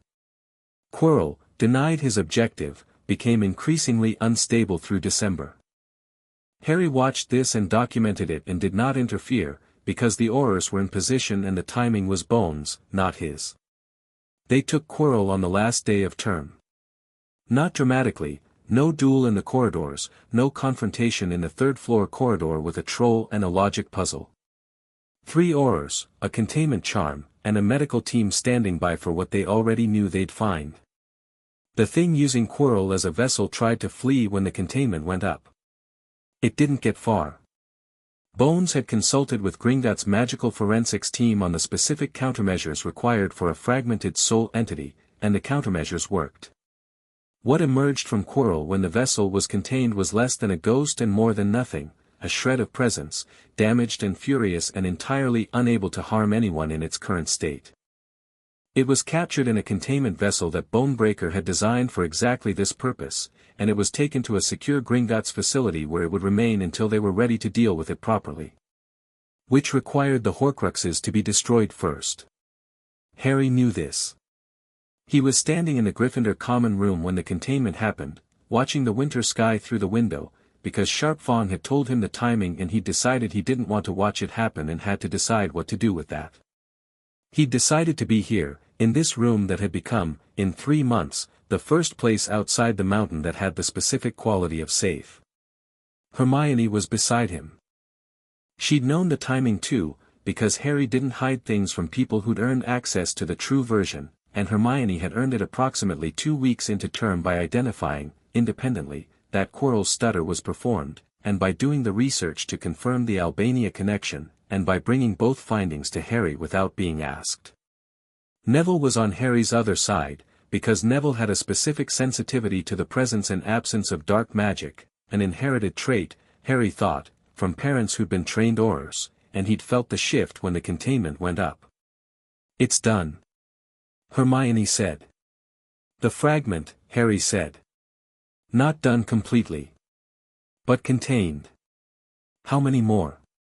Neville asked. 5 Horcruxes intact, Harry said.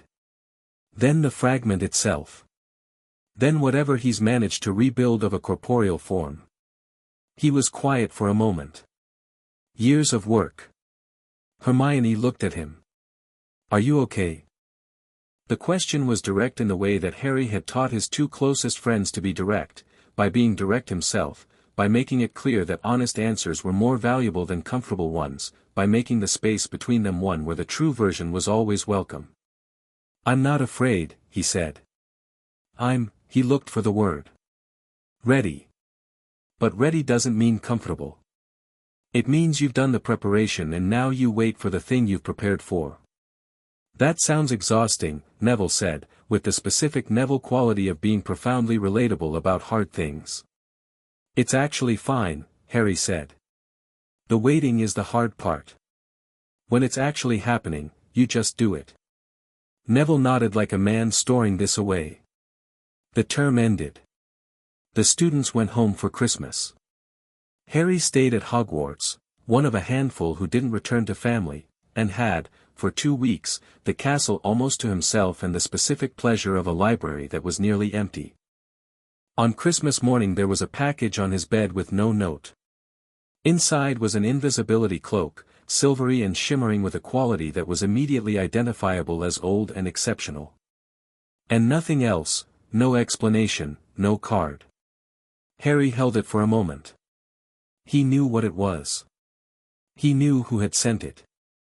He had, in his research, come across records of the Deathly Hallows, and the Potter family history had an item in it that matched. The cloak had been in the family for generations.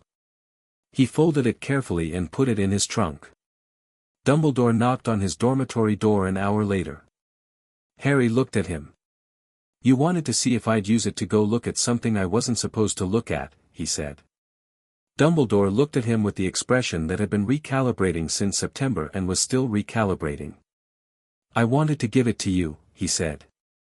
"It belonged to your father. Whatever else I owe you, it's yours." "Thank you," Harry said. He meant it. He'd gotten good, in these months, at accepting things from Dumbledore that were genuine, the information sharing, the honest admissions, the small corrections of old wrongdoing, and filing them accurately without letting them overwrite the other accounting. People could be genuinely good in some directions and genuinely wrong in others simultaneously. He'd known this since he was 5. And yes, Dumbledore said, with the rueful quality that Harry had come to associate with his more self-aware moments, "I was curious what you'd do with it." "I know," Harry said. "The answer is nothing interesting. I have access to better information than a midnight cloakwalk would provide." He paused. "But I appreciate the thought. Both the cloak and the test." Dumbledore smiled. It was, Harry thought, a more honest smile than most of the ones he'd received, less performance, more person. "Your mother would have liked you enormously," he said. "I know," Harry said. "She told me." Dumbledore blinked. Then, slowly, the full weight of that sentence landed. "The vault."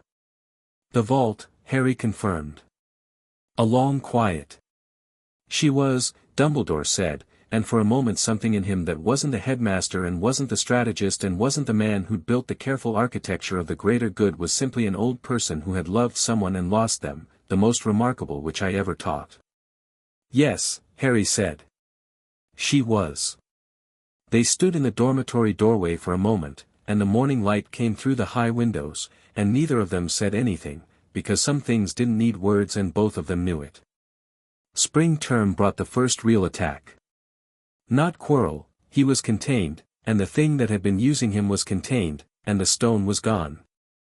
The attack came from a different direction, which was, Harry thought, exactly the kind of thing that happened when you neutralized one threat without having fully mapped the network it was part of.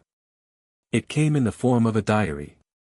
Ginny Weasley was 11 years old, Ronald Weasley's younger sister, a red-haired girl with the specific quality of someone who had grown up in a large family and learned to be quiet about things that hurt because there were always more immediate crises. Harry had noticed her in a general way. She was in the year below. She was clearly capable of considerable force of personality when she wasn't being shy about it. She looked at Harry sometimes with the starstruck expression that most people had suppressed by now, but that in her was genuine and uncalculated in a way he found more touching than uncomfortable. In February she started writing in a diary she'd gotten from somewhere, and by March something was writing back. Harry noticed it the way he noticed most things, obliquely, from the accumulation of small signals. The quality of Ginny's attention changing. The specific withdrawn look that was different from shyness. The occasional moments of genuine blankness that reminded him, with a cold recognition, of the way victims of persistent magical interference looked in the case files he'd read. He talked to Hermione about it. "She's being influenced," Hermione said, in the library, with 3 books on dark artifact theory open in front of her. "Something's using her the same way Quirrell was used. But it's internal. Like a conversation rather than a possession." "The diary is a Horcrux," Harry said. The word landed between them. They'd talked about Horcruxes. Harry had shared everything Gringotts had on them, because Hermione and Neville were the people he fought alongside, and you didn't fight alongside people with incomplete information. They both understood what it meant. "Malfoy," Hermione said. "Your intelligence had Lucius Malfoy as the probable holder." "He passed it to Ginny somehow," Harry said. "As a vector. He'd have wanted to get it into the school without directly touching the transaction." "Can we get it from her without?" "Yes," Harry said. He'd been thinking about this since he'd first identified the problem. "She won't give it up voluntarily while it's actively working on her. We need to break the connection first. The diary is the anchor, destroy the diary and the influence ends." "How do we destroy it?" Harry thought about basilisk venom, which he'd read about in the context of materials capable of destroying dark magic artifacts. He thought about the sword of Gryffindor, which was basilisk venom impregnated from the legend of Godric's own encounter. He thought about the Chamber of Secrets, which the older Gringotts files mentioned in connection with the Hogwarts founding period and which he'd identified, from structural analysis of the school's magical architecture, as being in the plumbing system. "I'm going to need," Harry said, "to talk to a basilisk." Hermione looked at him. "I speak Parseltongue," Harry said. "I haven't mentioned it because it hasn't been relevant until now." "You haven't mentioned it," she repeated. "It's in my Gringotts file," he said. "Noted during the magical core assessment when I was 7. Parseltongue is a secondary linguistic ability, likely inherited through the Potter line's pre-Norman ancestry, not through Voldemort as the popular mythology would have it." He paused. "The basilisk in the chamber has been there for 1,000 years and hasn't been active since the last time the chamber was opened. It responds to Parseltongue commands. If I can get down there and command it to hold still long enough to extract a Fong safely, Harry," Neville said from behind the bookshelf, which was apparently the spot for these conversations. "Yes," Harry said, without turning around. Neville came and sat down. He was holding a herbology textbook and had the expression of someone who had been listening and had a point to make. "You're talking about going into a sealed underground chamber to collect venom from a 1,000-year-old magical serpent." He paused. "By yourself?" "With preparation," Harry said. "There's a basilisk." "I'll keep my eyes closed," Harry said. "The kill gaze requires eye contact. Indirect reflection is only petrifying. I know the chamber layout from the architectural records." He looked at Neville. "I've read the relevant literature." Neville stared at him. "The relevant literature," he said. 17 sources, Hermione said faintly, already knowing she was going to help. "I assume." 19, Harry said. Neville rubbed his face. "Right," he said. "So what do we actually do, then?" What they actually did was considerably more structured than a solo midnight adventure in a magical death snake chamber. Harry contacted Sharpfong.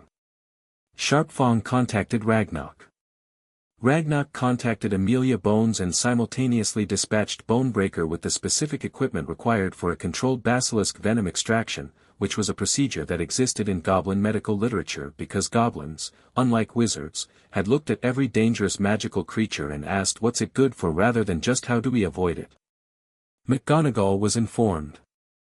She appeared to have a complex series of feelings about all of it and resolved them into a single decision: she would be present, and she would have medical support standing by, and Harry was not going into that chamber until she had personally reviewed the structural assessment.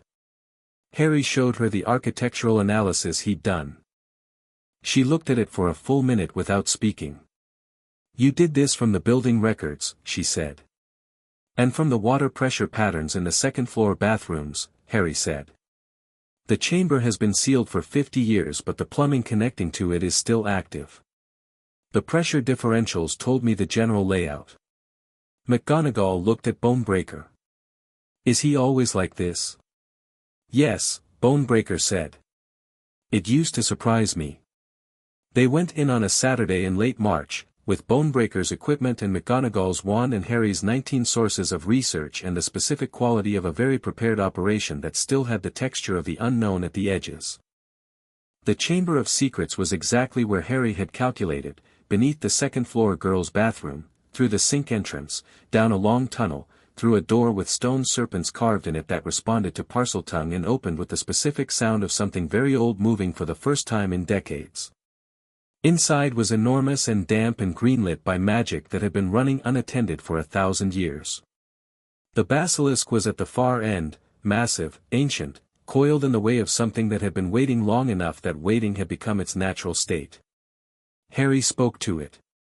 In Parseltongue, which to everyone else in the chamber sounded like nothing so much as a young boy producing sounds that were entirely inhuman but entirely deliberate, with the specific cadence of someone who knew exactly what they were saying. The basilisk opened one enormous eye. It was covered. Reflective surface, goblin-made, fitted over Harry's eyes before they'd entered. Harry spoke again. The basilisk moved its head. Slowly. With the specific quality of something very powerful deciding to cooperate.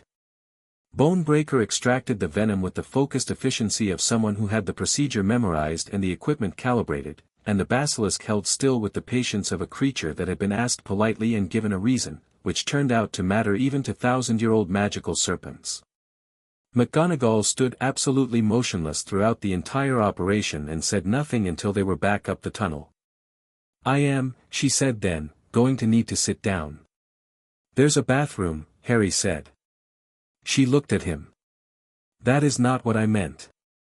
"I know," Harry said. "But I've been told humor helps with adrenaline." "Who told you that?" "Sharp Fong, mostly." She looked at the ceiling. She breathed. She said, "You are the most alarming student I have ever taught, including your father, who once transfigured the entire Charms classroom into a swimming pool." "That's in the Hogwarts record," Harry said. "I read it." "He transfigured it back in 40 minutes, which Professor Flitwick noted was technically more impressive than the initial cast." McGonagall stopped walking. She looked at him. And then, for the first time in Harry's experience of her, she laughed, a real one, short and surprised and entirely genuine, the laugh of someone who had been wound very tight for a long time and had just found something to release it. "Yes," she said. "That is what Flitwick noted. The diary was destroyed in April." Basilisk venom on a Horcrux turned out to be as definitive as the literature suggested. Ginny Weasley, who had been interviewed gently and carefully by Bones' team before the destruction, cried for 20 minutes after and then became very angry about it and said several things about Tom Riddle that were accurate and specific and suggested she was going to be fine.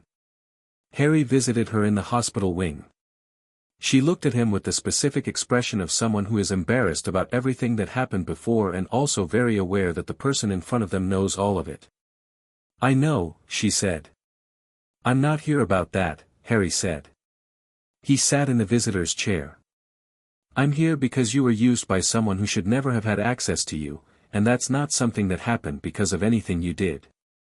It happened because Lucius Malfoy handed you a dark artifact and it happened because Tom Riddle made that artifact specifically to do what it did." She looked at him. "How old were you when you came to Hogwarts?" she asked. 11, Harry said. "You seem," she paused, searching. "Older." "I've been told that," he said. "The goblins raised you," she said.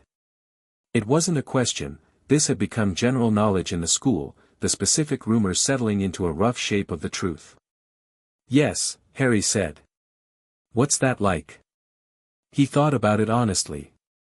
"The first person who was kind to me," he said, "was a goblin with a briefcase. And everyone after that was a goblin who treated me like I was worth taking seriously and never once pretended the hard things weren't hard." He looked at her. "It's the best thing that ever happened to me." She absorbed this. "The diary felt like that at first," she said quietly. "Like someone was taking me seriously." "I know," Harry said. "That's exactly how it was designed to feel." The anger in her face clarified, sharpened. "I want to learn how not to be fooled by that," she said. "Good," Harry said. "I'll give you a reading list." She looked at him with the specific expression of someone revising an assumption. "I thought you were going to say something reassuring and vague. Would that have helped?" "No," she said. "Then I'm not going to say it," he said. She started to smile, and it was, he thought, the same kind of smile he'd been learning himself in the underground, the one that came back even after being taken away, the one that was yours because you'd reclaimed it. June arrived, and with it the end of term, and with it the specific, accumulated weight of everything the year had been. Harry sat in Ragnarok's office. Ragnarok had come to the school, which was unusual enough to mean something, and had taken the use of McGonagall's office by prior arrangement while she pretended not to know what was discussed in it, and gave his full report. Sharp Fawn was there. Bonebreaker was there. The report was comprehensive and took 40 minutes, and at the end of it Ragnarok sat in silence for a while. "The Horcrux count," he said finally. "Diary destroyed," Harry said. "One down. Ring, locket, cup, diadem, and the snake. Plus the fragment we captured from Quirrell. He had the locations confirmed for 3 of the remaining 5, from a combination of Gringotts' intelligence and Dumbledore's research, now shared under their November agreement. 2 unknown locations still.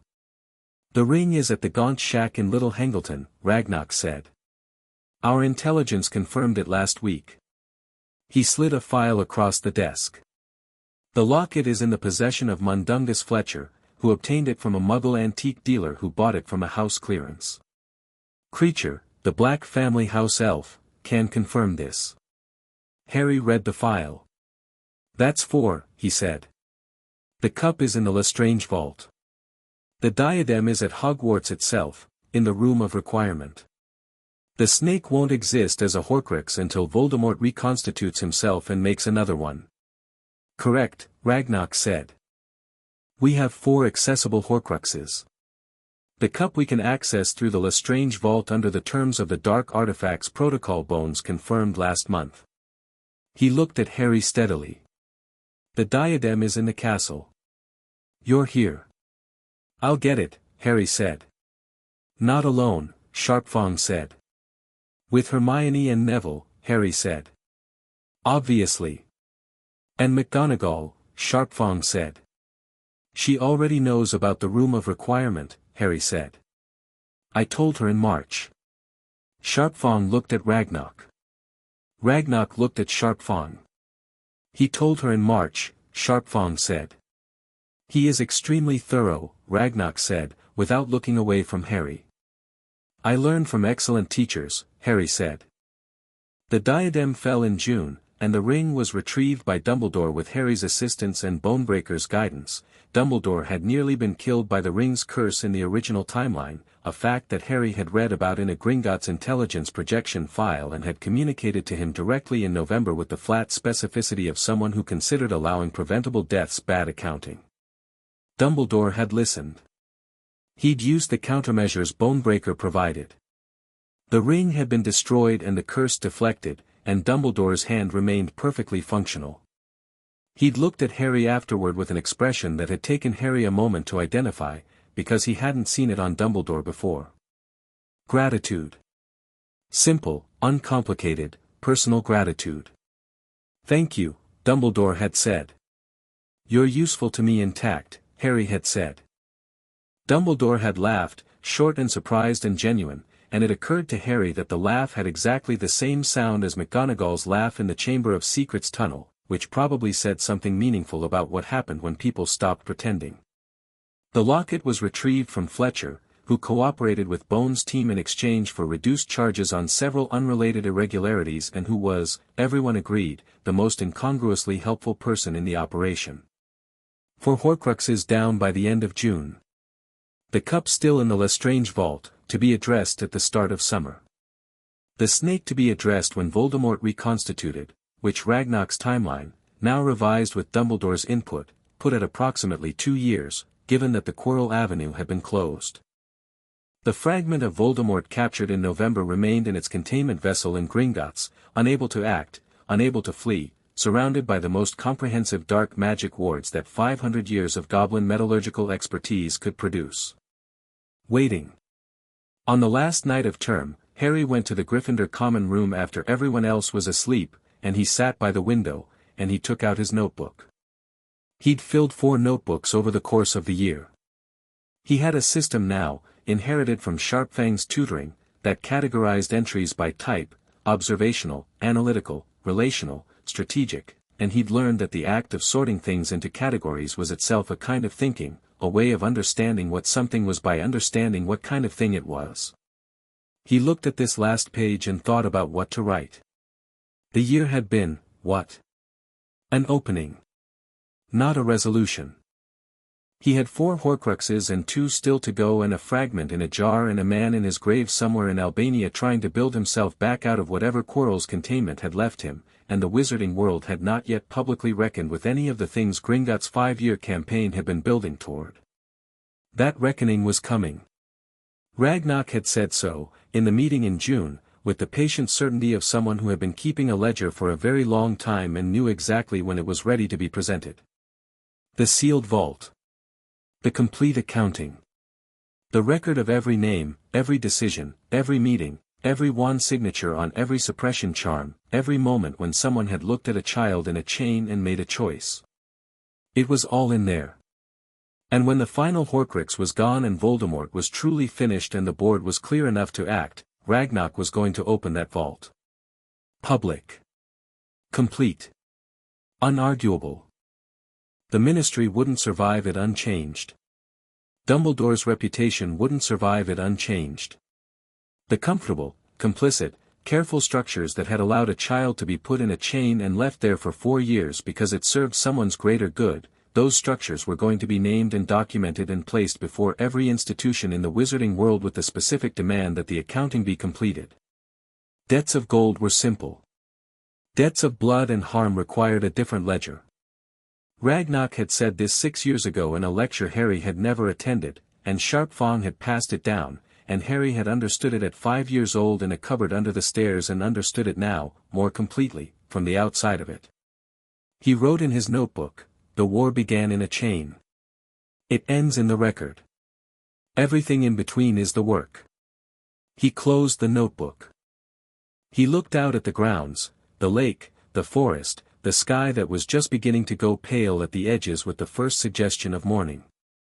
He was 11 years old, and 5 Horcruxes were down to 2, and the fragment was in a jar, and his mother's voice was in the warm glass of a mirror deep in the mountain, and Sharp Fong was at his desk in the morning having already started work, and Ragnarok was in the director's office with the sealed vault in the deepest level of the bank. And Hermione was asleep 3 floors above with her annotations and Neville was asleep beside her with his herbology texts and the basilisk was calm in the chamber below and the diadem was dust. He was 11 years old and nobody had managed to make him afraid of the dark, because he'd been taught by people who knew every inch of it. He would be 12 in July. The work was ongoing. He was fine.